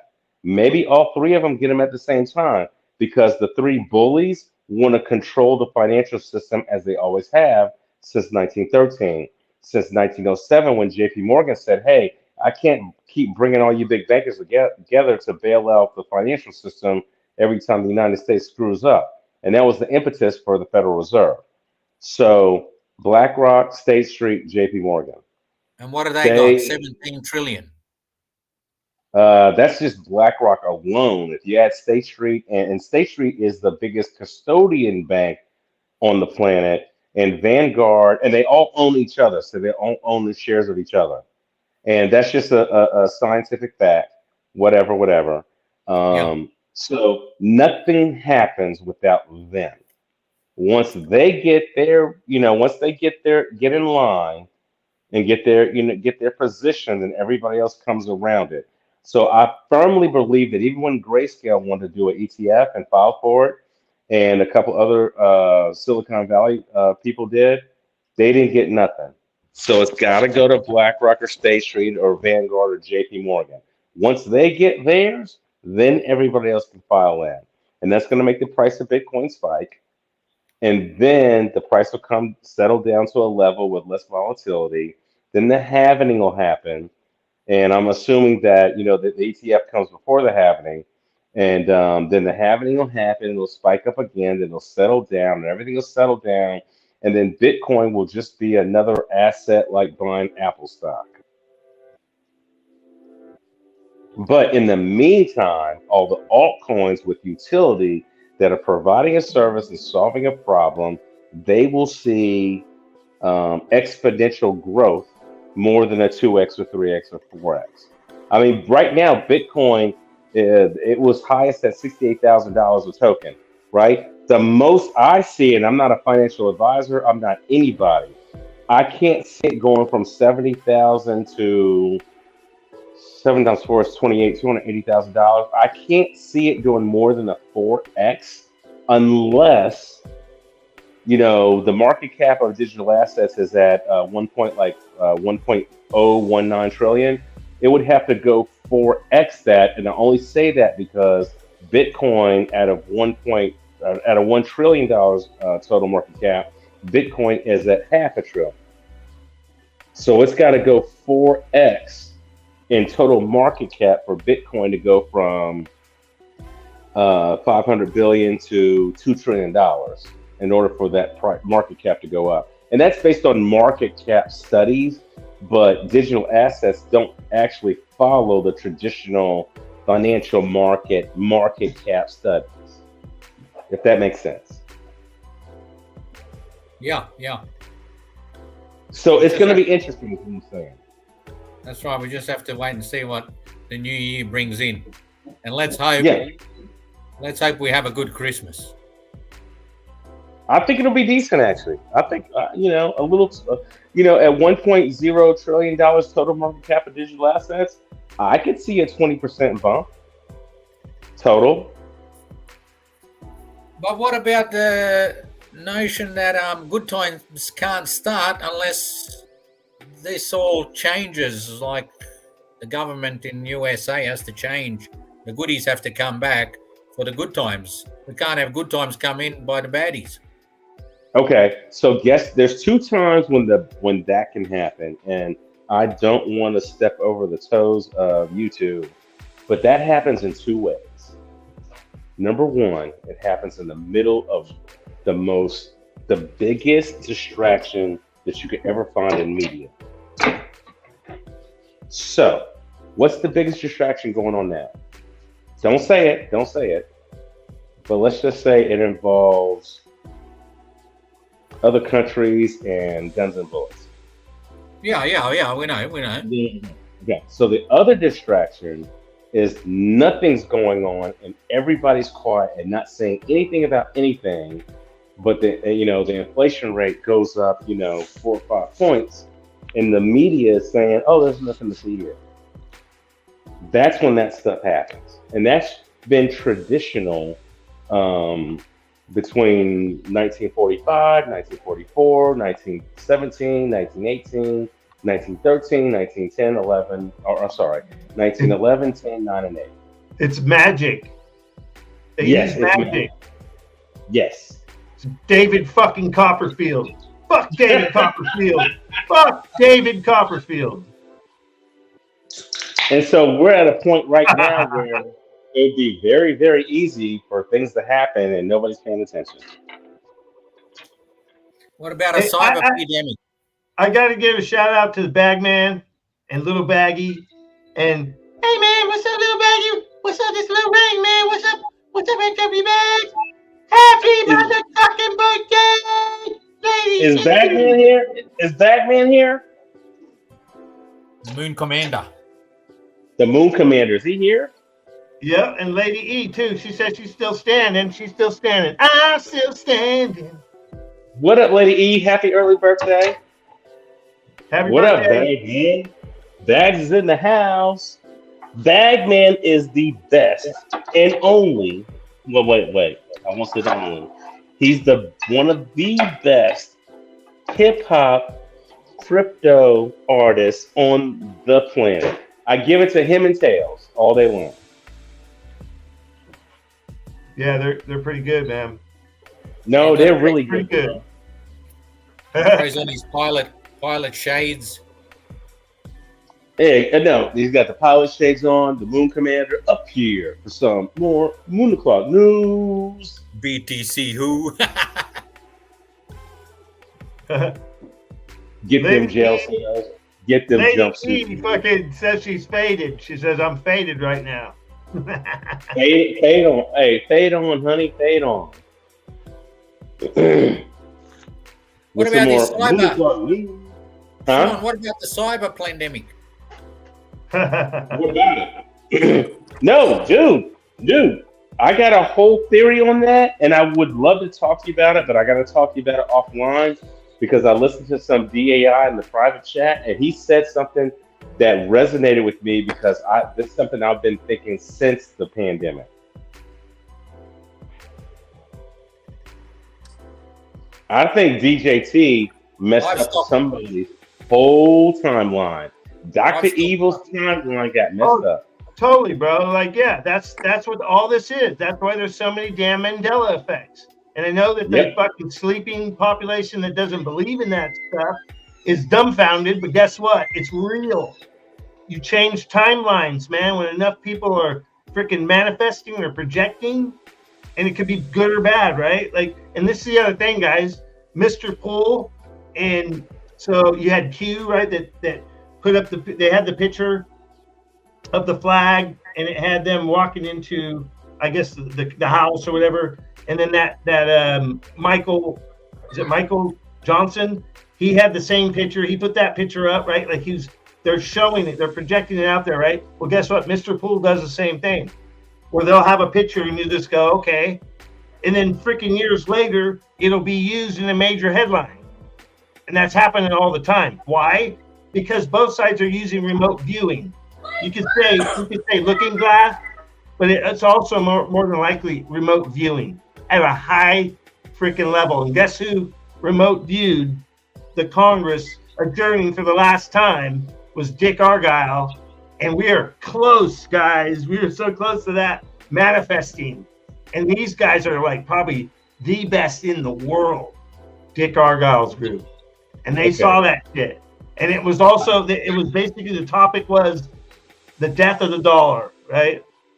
And they freaking saw people in the Congress crying, bent over, weeping, and a sense of adjourning for the last time.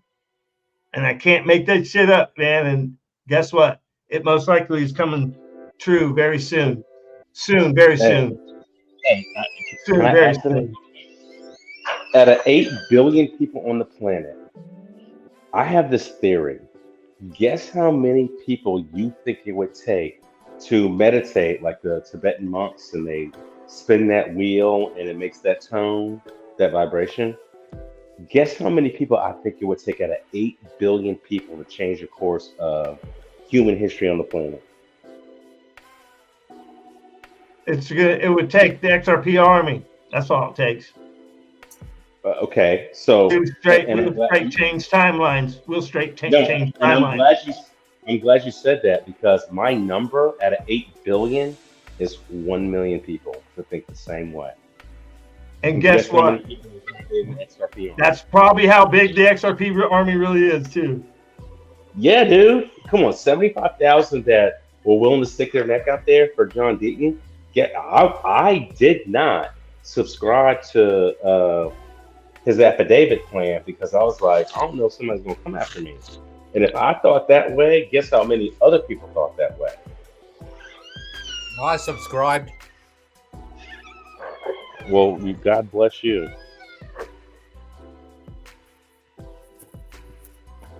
Yeah, I'm actually a Green Giant. I'm a Green Giant subscriber. I don't give a rat's ass. I'm just kidding. They can't hurt me.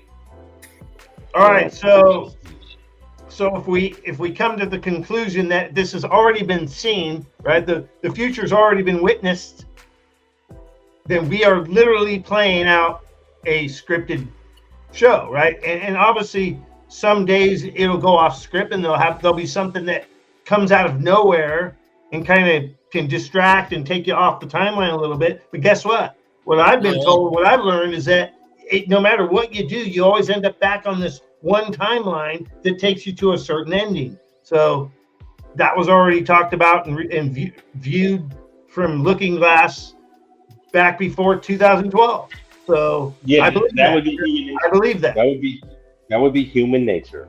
Yeah, and Atlantis, man. Like, so the whole what was it, Atlantis Stargate thing, Stargate Atlantis or whatever, that one show. Like, so Sean's he was really into that type of show, right? I believe in that stuff. I believe in the Stargates and the portals and even Nerdy brought it up, man. He's brought up a lot of amazing things about the Middle East, right? And then the different wars, and a lot of it is, yeah, you might think it's one thing, and it is one. It's a lot of things. It's resources, yeah. But think of the resource of a portal or a Stargate, and then there's one that's hidden that they're trying to find, right? You know what I mean? So it's crazy. No, my focus was not Stargate the TV shows; it was Stargate the movie. And the thing that killed me about the movie was, they find this Stargate thing. They found it in Egypt. They went to another planet, and then the one guy, I can't remember the actor's name. He was part of the Brat Pack from the 80s. Is that he said, according to the movie, that he found out that the strange land that he was in, that was a desert land, he found out that the people spoke ancient Egyptian, but in a slightly different dialect. I mean, slightly. And that was, part of the script. And with that said, I was like, that told me that even if there's people on far other planets, that if there are human beings there can't be much differences. And then the structures on the other planet were the same as what was in ancient Egypt. And then somebody in ancient Egypt said, we need to shut this shit down. And, covered up the Stargate, which was the circle, the big circle or ellipse with different chevrons. And I remember watching a movie and they said chevron. I'm like, what the fuck is a chevron? When I think of chevron, I think of a gas station. And then the chevron meant the types of symbols. And there were ancient symbols that were on the ellipse or on the circle. And I started researching the stuff that I had heard from a freaking movie of all things. And we know movies are fake as hell, but I started studying it and I found that there were certain things that were, they were actually true. So when they wrote the movie based on certain facts that they had found. And then when you couple that with, and Rain will attest to this, I talked about the movie Indiana Jones, Ark of the Covenant. There were some of the same symbols there, some of the same thoughts, some of the same ideas that were present in that movie as well, which sparked my interest even more, and I kept researching even more and more and more and more and more. And that's Well, what go ahead. I would say, Sean T. I was watching. I had what is it? My I can't even think of the freaking the service that I use, man. It's like a little stick. I can't think of it right now. Anyways, what, Fire Stick? It's the other one. It's the Roku. Yeah, Roku. Thank you. So I was on my Roku. I don't know. It was probably earlier in the year, and I found Star Trek, like original Star Trek shows, and I was like, oh wow, that's wild. And it was like basically it was streaming, all the shows, and I happened to just click on this one, and dude, it was literally talking about that the 1990s were the genetic wars. And it was the last. It was the last of the big major wars. It's talking about it was about genetics, right? Like DNA and stuff. So if you think about what we're going through right now, it's kind of mind blowing. And what I've heard that Roddenberry, he sat in on some channeled stuff and learned all that stuff. He was literally given the script for that show, also through the space program, I think. But I think it was also stuff that was channeled, but I also heard that it could have been part of the space program too. And it's a way to show us, right? They have to show us, right? They have to show us the future. They have to show us what they're going to do or whatever. Oh yeah. Everything. A lot of stuff. All the sci-fi stuff on TV in the 60s and 70s is the concept to what we're seeing now. All of it is. Nothing is different. What was the TV show back in the day where you had a spacecraft that kind of crashed? There was people living on another planet, and they had that funky ass robot before Star Wars came out. It was a funky ass looking robot, and everybody was like, "That's so futuristic." Sorry. Huh? Sean. Oh, Wayside. What's up? I'm about to head out. Sorry, I was all right, Wayside. in action for a while, but yeah, I appreciate you having me on here, Rain, Sean Thompson, One Love, Brother Ellie, brother from another island. Hey, love you guys all. You guys all have a beautiful Aloha Friday, yeah? And a beautiful man. Yeah, man. Get some rest, bro. Get some rest. It's like it's like 8 o'clock your time. Stay safe. Yeah. Right on, brothers. You guys have a good one. Thanks for coming on, man. We love hearing from you. Yeah, man. Oh, mahalo for having me, Rain. Aloha, brothers. Mahalo. Yeah, peace. Peace be with you, brother. Yes, sir. May the force be with you always. That's a good dude. Yeah, we have a lot of good folks, man, like that are holding the vibration high. And you gotta remember, or maybe not remember, but maybe a lot of us may not even realize that by us holding our vibration high as we possibly can, which is very hard to do, that we're actually helping other people around us. So we are affecting our reality, guys. I'm not kidding. We are affecting it big time. No, so if we can help, I'm down. I'm down to help.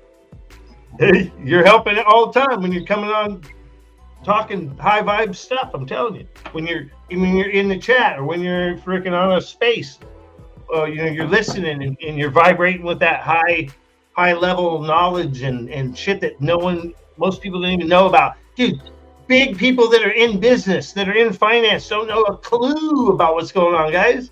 Think about it. No. Right? No. Politicians that don't know a clue. But guess who does know? A lot of the fucking stars know. They figure it out. Musicians figure it out. Guess what? Artists are different. We pick up on different shit.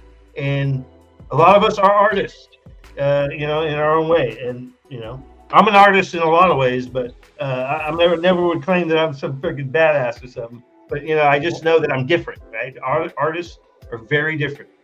Well, what it is, we understand. What it is, we understand that this is technology. Yeah. Yes. And we're nerds. We're nerds. Yeah. That its utility is going to be used. We are understanding that paper's going away, so it has to go on ledgers like blockchain.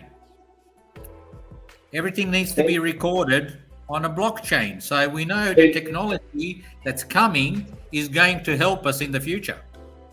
And Ellie, you know what's crazy about what you just said? Everything has always been put on the ledger, probably since the 1500s. Now it's just going to be digital on a blockchain. That's literally the only difference. And now it's going to be more transparent. It can't be hidden. It was designed that way on purpose. And so the next time there is a portal to another place in time or another space in time, it'll be publicly recorded. On the blockchain. The revolution will be on the blockchain. And the reason why we are not afraid of the blockchain and everything being recorded that way and everything to be seen is because we're not criminals. It's because we want honesty, dude. We want decentralization, right? Like, you know, so when I freaking heard someone say, and this person's actually very savvy at what they do, which is astrology, very smart, freaking, oh man, just mind blowing. And they said that when they said that the Aquarius, right, the age of Aquarius was the age of decentralization. It's amazing, man. Like, so we are in our own Renaissance type of time, and yeah, it's going to be amazing. This Renaissance is going to be, I think, it's going to be freaking off the chain, off the freaking chain. Rain, here's what's crazy to me. The age of Aquarius started in the 60s. So people that were like 18, 19, 20 at that time were so far ahead of their time. They were literally... well, they were singing about it. That's what I was talking about earlier, that they were getting downloads of that stuff. And they were a lot of the artists. But they were 60 years ahead of when it was going to go down. That's what kills me. Right. That's right. That's what I was saying earlier, guys. Like I was saying, like the 60s and 70s were the first awakening, but it failed. Just like in the 90s and the millennium, the millennium was supposed to be the awakening. It didn't happen. No, it shut down. But it was supposed to fail because it was the first iteration. In human history, the first iteration of a new technology or a new concept, the first iteration always fail. It has to go to iteration third or fourth or even fifth to stick. The only problem I have is when you have a new concept and you say the new ideas are better than the old ideas, and the old ideas go back to the ancient Greeks, not even the Romans, the Greeks. In not human history, but human beings have always done better with the ancient Greek philosophy versus the new philosophy. And the only thing about the age of Aquarius that I have a problem with is that it's a concept of looking at the age of Aquarius ideas as being better than what the ancient Greeks did, and that's where you have an issue. And I say all that to say that because, and I'm going to tread really lightly here, when you start to blur the lines between human beings as they were born, and I don't mean gender or color, I mean everything including that, then that's when you have a problem. And that's where the Romans messed up. Well, you were talking about third time or whatever, and instantly what popped in my head was third time's a charm. So I think, I'm telling you guys, nothing's stopping what's coming. We were saying that for years. Nothing can stop what's coming. Guess what? It's real. No, it's coming. I know it's coming. I'm just saying. And I couldn't go into deep with it because we're still live. Yep. Is Rye Guy out of here? Yeah, I'm getting kind of towards the end, I think, here. I had fun. I hope everyone had fun. Yeah, I'm running out of steam too. Yeah, my lunch is ready. That's right. Ellie's at like, what is it, like 3:00 p.m. your time, Ellie? 3:35. Correct. 3:35. Holy crap, dude. 3:35, 3:36 on live stream. Damn, bro. Right. Well, right on, guys. So did you guys have fun? Yes, we did. Ellie, you're like 15 hours ahead of me in Georgia. Damn. I told you. 3:35 Saturday, 28th of October. So Sean, DJ Jazzy thought he was in the future. You know, he was ahead of Rain in the future, but then Ellie and freaking Carl Lewis stepped in, and it's like, no, we're in the future. I'm going to see the full moon tonight. I'm seeing the full moon within 5 hours. Yeah, because tonight, before it got dark, I saw a partial full moon, and I looked at it and I said, "Oh, tomorrow's going to be a full moon," and you're already going to see it. That means that any national or international news, you're going to get it before me, because on my side of town, they're thinking, "Oh, everybody's asleep." We'll, put it down at 8 in the morning, Saturday my time. That's crazy, Ellie. Lately, when the crypto is pumping, it's pumping around 10 o'clock at night till midnight. I see green candles. Bro, you need to do something on Twitter. And your Twitter handle should be, I'm 15 hours ahead of everybody in the U.S. Listen to what I got to say. Yeah. No shit. I'm the authority of information. There we go. Shut up, you dudes. They'll tell me off. All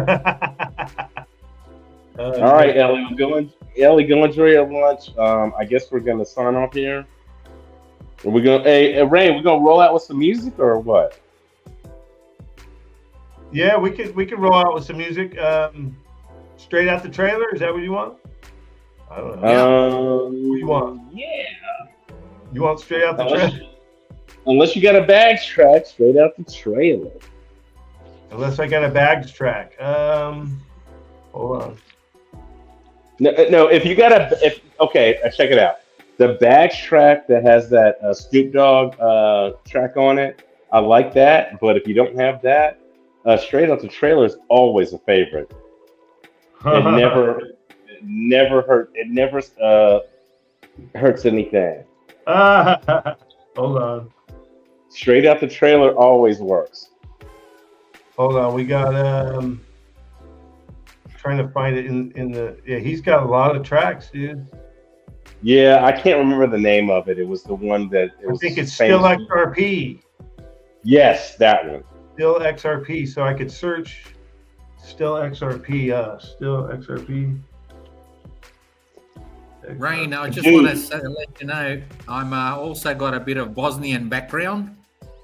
Okay. And my father's there on the Western Bosnia in the mountains, like 1,000 meters above sea level. Oh, and are you serious? We're also got a pyramid in Bosnia, which is bigger than the ones in Egypt. Huh? Yeah. Yes, Bosnian pyramid. Heard of them. Of the sun. Pyramid of the sun. We have pyramid of the moon. There's 3 smaller ones around it. LET. Whoa. Hey. Hold on. Hey, next weekend, Friday night, dude, if you can remember, we need to be talking about that. Right? We'll talk about crypto and stuff, but we need to get into the dude. Yeah. Pyramids.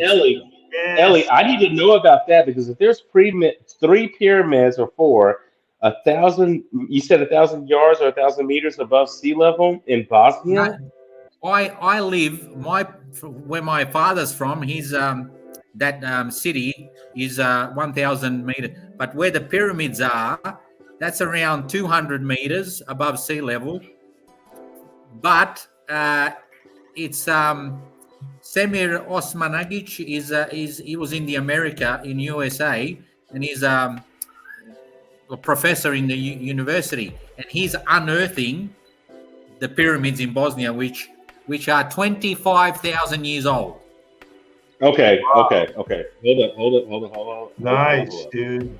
You need to send some intel to Rain so we can feature that next week. I'm interested in that. You just Google pyramid of the sun Bosnia, and it will show you. You'll see it. You'll see it. A perfect pyramid aligned with 4 sides. Ellie, I'm lazy, okay?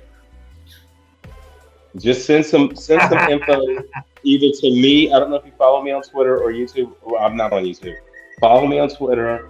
Follow Rain, whatever. Are you Ellie? Are you in the Blue Crew chat on Twitter?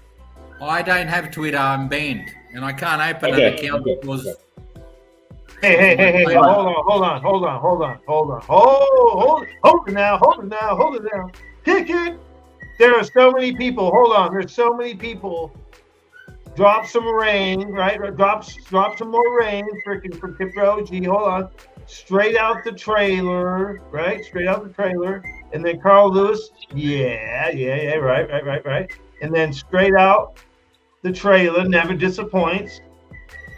And yeah, I'm thinking we might have to play that. No, play it, dude. Hold on. Oh, well, hold on. That's the pyramid. Oh, dude. Holy crap! Hold on. Let me. Yeah. Holy shit! Are you serious? Yes. I need to know about this. I knew about the stuff in South America. I didn't know there was one in Bosnia, and I need to find out. I need to find out about the ley lines that line up with the pyramids of Giza, what's in Bosnia, what's in the Aztec and the Mayan area, to see how they line up, because that chimes into what Tesla was trying to figure out back in his day. I never knew those pyramids were in Bosnia. Hey, I hear those birds. I hear cockatiels. That's awesome. Yeah, he's singing away. Oh, he's totally singing. It reminds me of my bird, dude. Oh man, I miss that bird. Wait, ley lines in Bosnia? That confirms that the pyramids were an energy source, not burial. They were a fucking earth grid. It was an earth grid, freaking harmonic energy, power, like it would rebuild you and power you up. It would power anything. No, and that lays the groundwork for a directed energy weapon that people are talking about now, but I got to stop there. Yeah, but you digress. And then it would get you into the Batman satellite that's been around supposedly since ancient times. The Batman satellite. You guys ever seen that one? Oh, no, yeah. I haven't seen that. You haven't seen the Batman satellite, dude? It's been caught from the freaking space station. They caught pictures of it. Oh wow. Okay, like, dude, it looks like Batman's flying machine, one of his flying machines. I swear to God, and it's ancient. It's supposedly in some ancient texts. They talk about it. Like, dude, I'm telling you guys, this is part of the awakening. And what Ellie's bringing to the table right now is so fucking awesome. Like, because I'm into the pyramid stuff. Like, they're, you could use them for good or bad, but I prefer good. In the law of one, it talks about not using pyramids because most people can't control the energy. And you know what I mean? Aren't responsible enough. So the law of one says keep your houses in simple shapes, right? No freaking pyramids and stuff, unless it's for good. Guess what? They've used them over hospitals, and guess what? Those patients heal faster than any other place in the hospital. Fact. Fact. Well, and then the Bosnian pyramids that they built too. Didn't they build ones in modern day? And they're affecting all kinds of things, affecting radar. They're affecting people, like making like antibiotics 100 times stronger. Showing you can feel the energy when you walk in them. You know about those too? Yes, that's the Bosnian Pyramid of the Sun. They feel the energy when they walk in. There's a big like a stone that emits energy, and on top of the pyramid they had readings. But here it says approximately 30,000 years old, carbon dating of organic fossils found inside the excavated chambers suggest the pyramid's age to be approximately 30,000 years old. Our current understanding puts the earliest human civilization at 10,000 years ago. Like the Egyptian pyramids, the Bosnian ones are oriented to the cosmic north.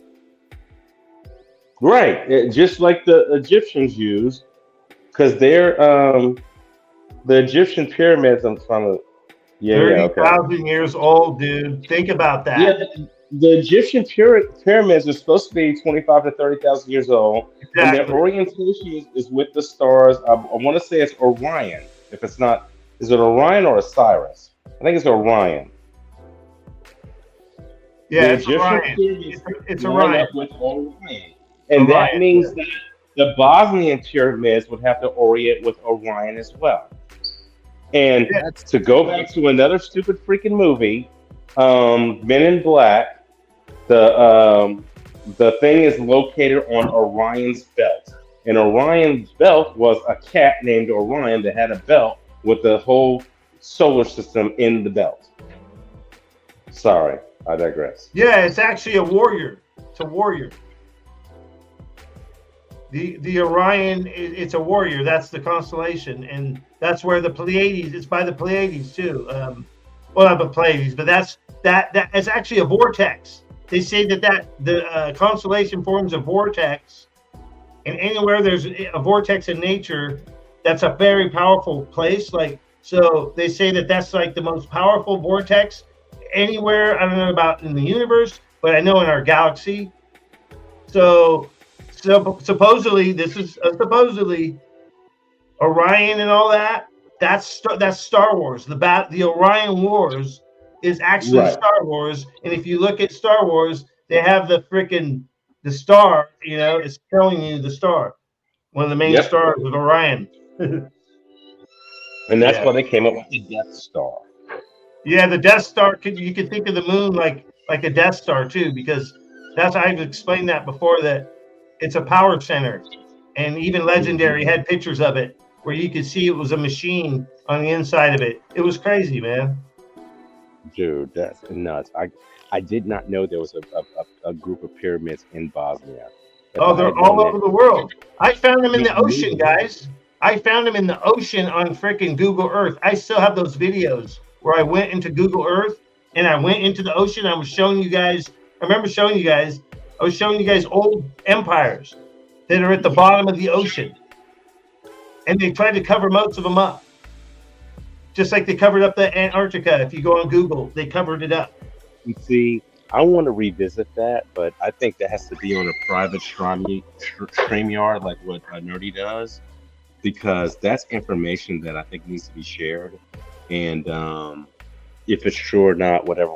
But I did not know about Bosnia. That changes my whole thinking from the last 20 years of my life. That changes a lot. It's getting the part of your excavated. awakening. They're removing the topsoil because it's like 3 meters of soil on top of these blocks. Mm-hmm. It should be. So all those blocks that you're showing us is part of the pyramids? Yeah. Wow. No, and it should be that much because it's been laying dormant for years and years and years. And I don't know what the topography of Bosnia is, and I don't know what the weather patterns are, but something's It's like in America. It's like in the United States. Okay, that makes sense. Dude. yeah, so I'm going to say it right here. I've said it before. First contact will be right here on Earth from Inner Earth. Inner Earth will be first contact. You heard it here first with Ray. Okay. How far away is Bosnia from Egypt? We're just Bosnia's sort of next to Italy. Mhm. 7 hour drive to Austria, and we got Greece another 7 hours. So, you know, by plane an hour, 2 hours by plane. Okay, so can I ask you this? Ellie, are you familiar with longitude and latitude? Yeah, longitude, latitude. Okay. So is it close to the same latitude as Egypt, where the pyramids are in Yes, Egypt? yes, it's coming down. Exactly, it comes down. Yes, Okay, that freaks me out. I'll show you. I'll show you Google Earth. Hold on.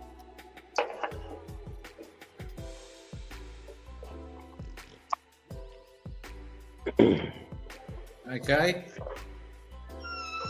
All right, I'm gonna hold on. Let me blow the screen up. We got Okay. Egypt. Yeah, I see it. Slow the camera down. Egypt, Greece, Mm-hmm. and Bosnia there. Where? That little Holy triangle. shit. That little triangle there is Bosnia. And the ley lines go from Egypt north, And there's the Nile. and then they come there. So we go up, Greece, and bang, there's the triangle.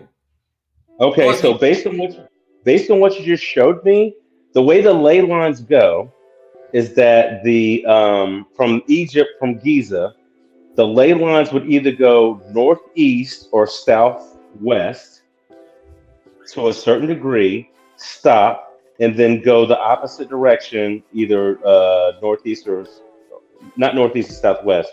If it goes southwest, then it should go northeast. No, I can see it. I can see what you're doing. And what it does is it does a when you have the x-axis and y-axis on a here, let me turn my camera on. Okay, so when you have the north, no, we got it so I can see. So when you have an axis that's east-west and then you have a north-south, the way it goes up at an angle. Wait, let me get my camera, my finger. It goes like this.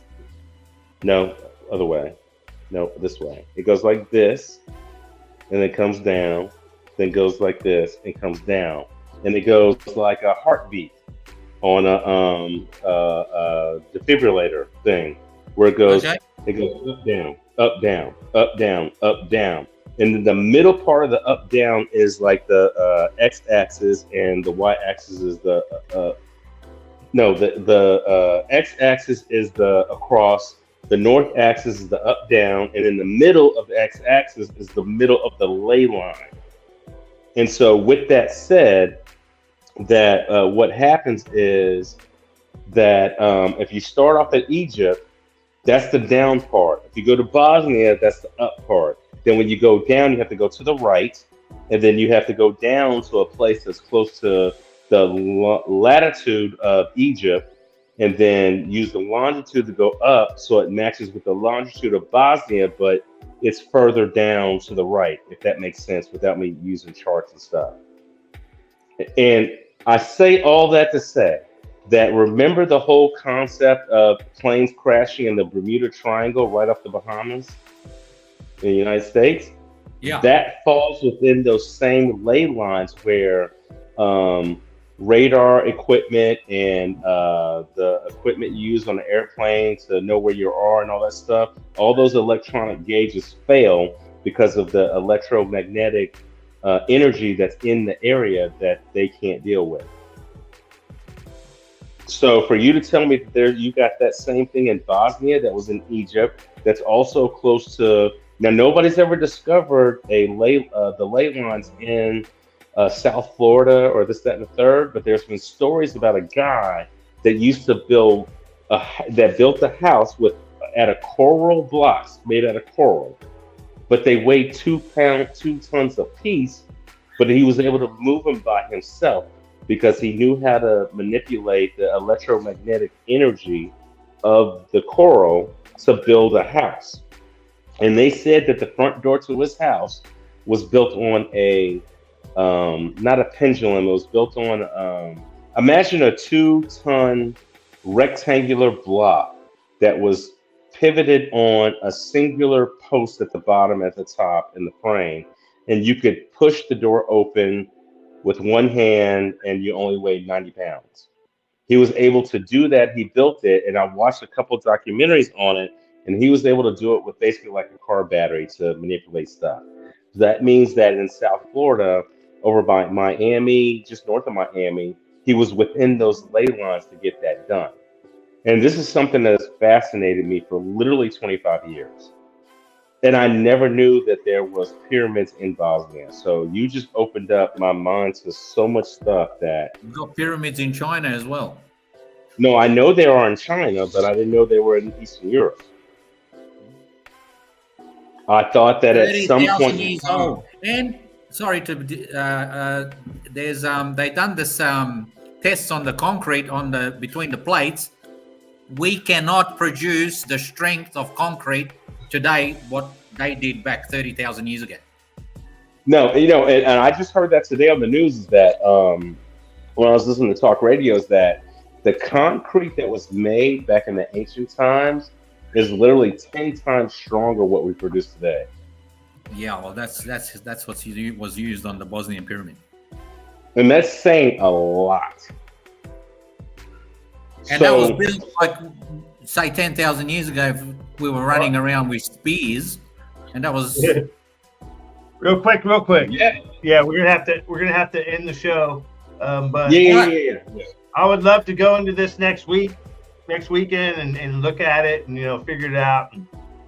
I love No, let's do it tomorrow and let's build up the show so that when we get in the show, that after the show we have enough people. We have like 6 or 7 people in the after show, and then really talk. You know what I mean? If it's an interest, I can't do after shows when we do 4-hour shows. So no. We have to do a 2-hour show and then do a 1-hour after show because I'm with you on that. Yeah, I don't know. We'll see. I play it by ear, but yeah, I appreciate everything that came out. So, all right, lads. You have a good day. Good all right, weekend coming up, and we'll see you later. Take care. Yeah, Ellie, enjoy your Saturday evening, and Rain, enjoy your Saturday morning. Right. Yeah. Right. My Friday night. It's still Friday night. Yeah, for you it is, but it's 1 a.m. Eastern Standard Time. So it's Friday night with Rain. I appreciate you, bro. I appreciate you. I'm in the house by myself. It's been a blast. Well, right on, man. Like I try to make it fun when we're living in a psychotic world. I try to make it fun, man. And look at him on the screen. He wants bread. He wants bread.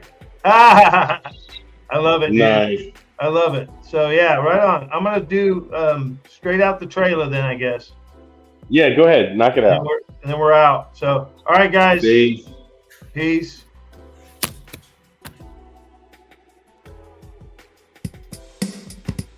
I hope y'all feeling this, because we're coming to you live. Straight out the trailer. Yeah, that's what I said. Coming straight out the trailer. You can bet on that. Bet $1 million. Yeah, better not be hating. Don't hate. Straight out the trailer. I'm coming to you. Straight out the trailer. I'm running from the jailer. Yeah, the jailer. Need to send me a motherfucking express mailer. Going to see the motherfucking bailiff. You don't want to see the bailiff. Because I'm coming straight out the motherfucking trailer. Motherfucking trailer. Yo, we're kicking it in a double wide deluxe. This baby's so sweet. You better bring your tux. Straight rare and Rolex. You need to show me the big bucks.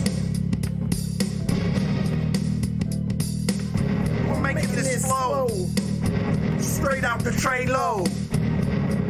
Coming to you straight from the motherfucking trailer. Straight out the trailer.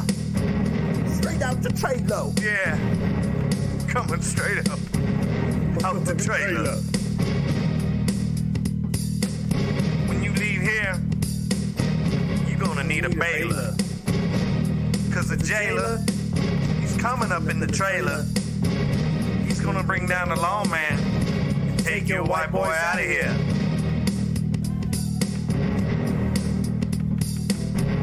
Jump if you got a trailer. Jump. Holla if you got a trailer. Holla for the trailers. Yeah, I use shot collars.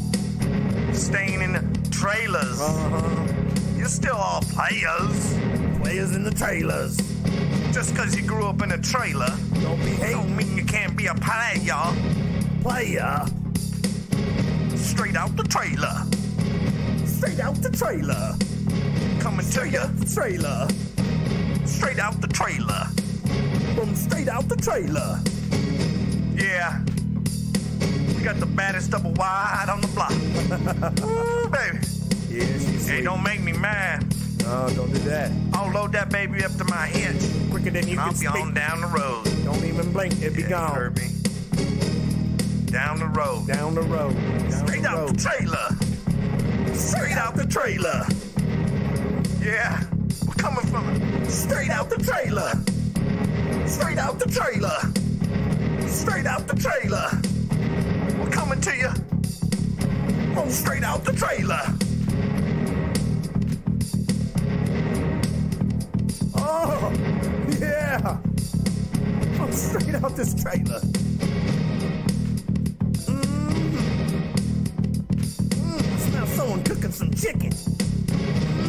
I'm hungry. There's one thing about living in a trailer park. People are friendly, and they will feed you like you was animal. Straight out the trailer. Coming straight out the trailer. Coming straight out the trailer. Thank you for listening to F.N.W.R. Radio with Rain here. Hope you enjoyed your stay. Drive safe. Be responsible, good people. Thank you. Come again. Rain here. Rain out.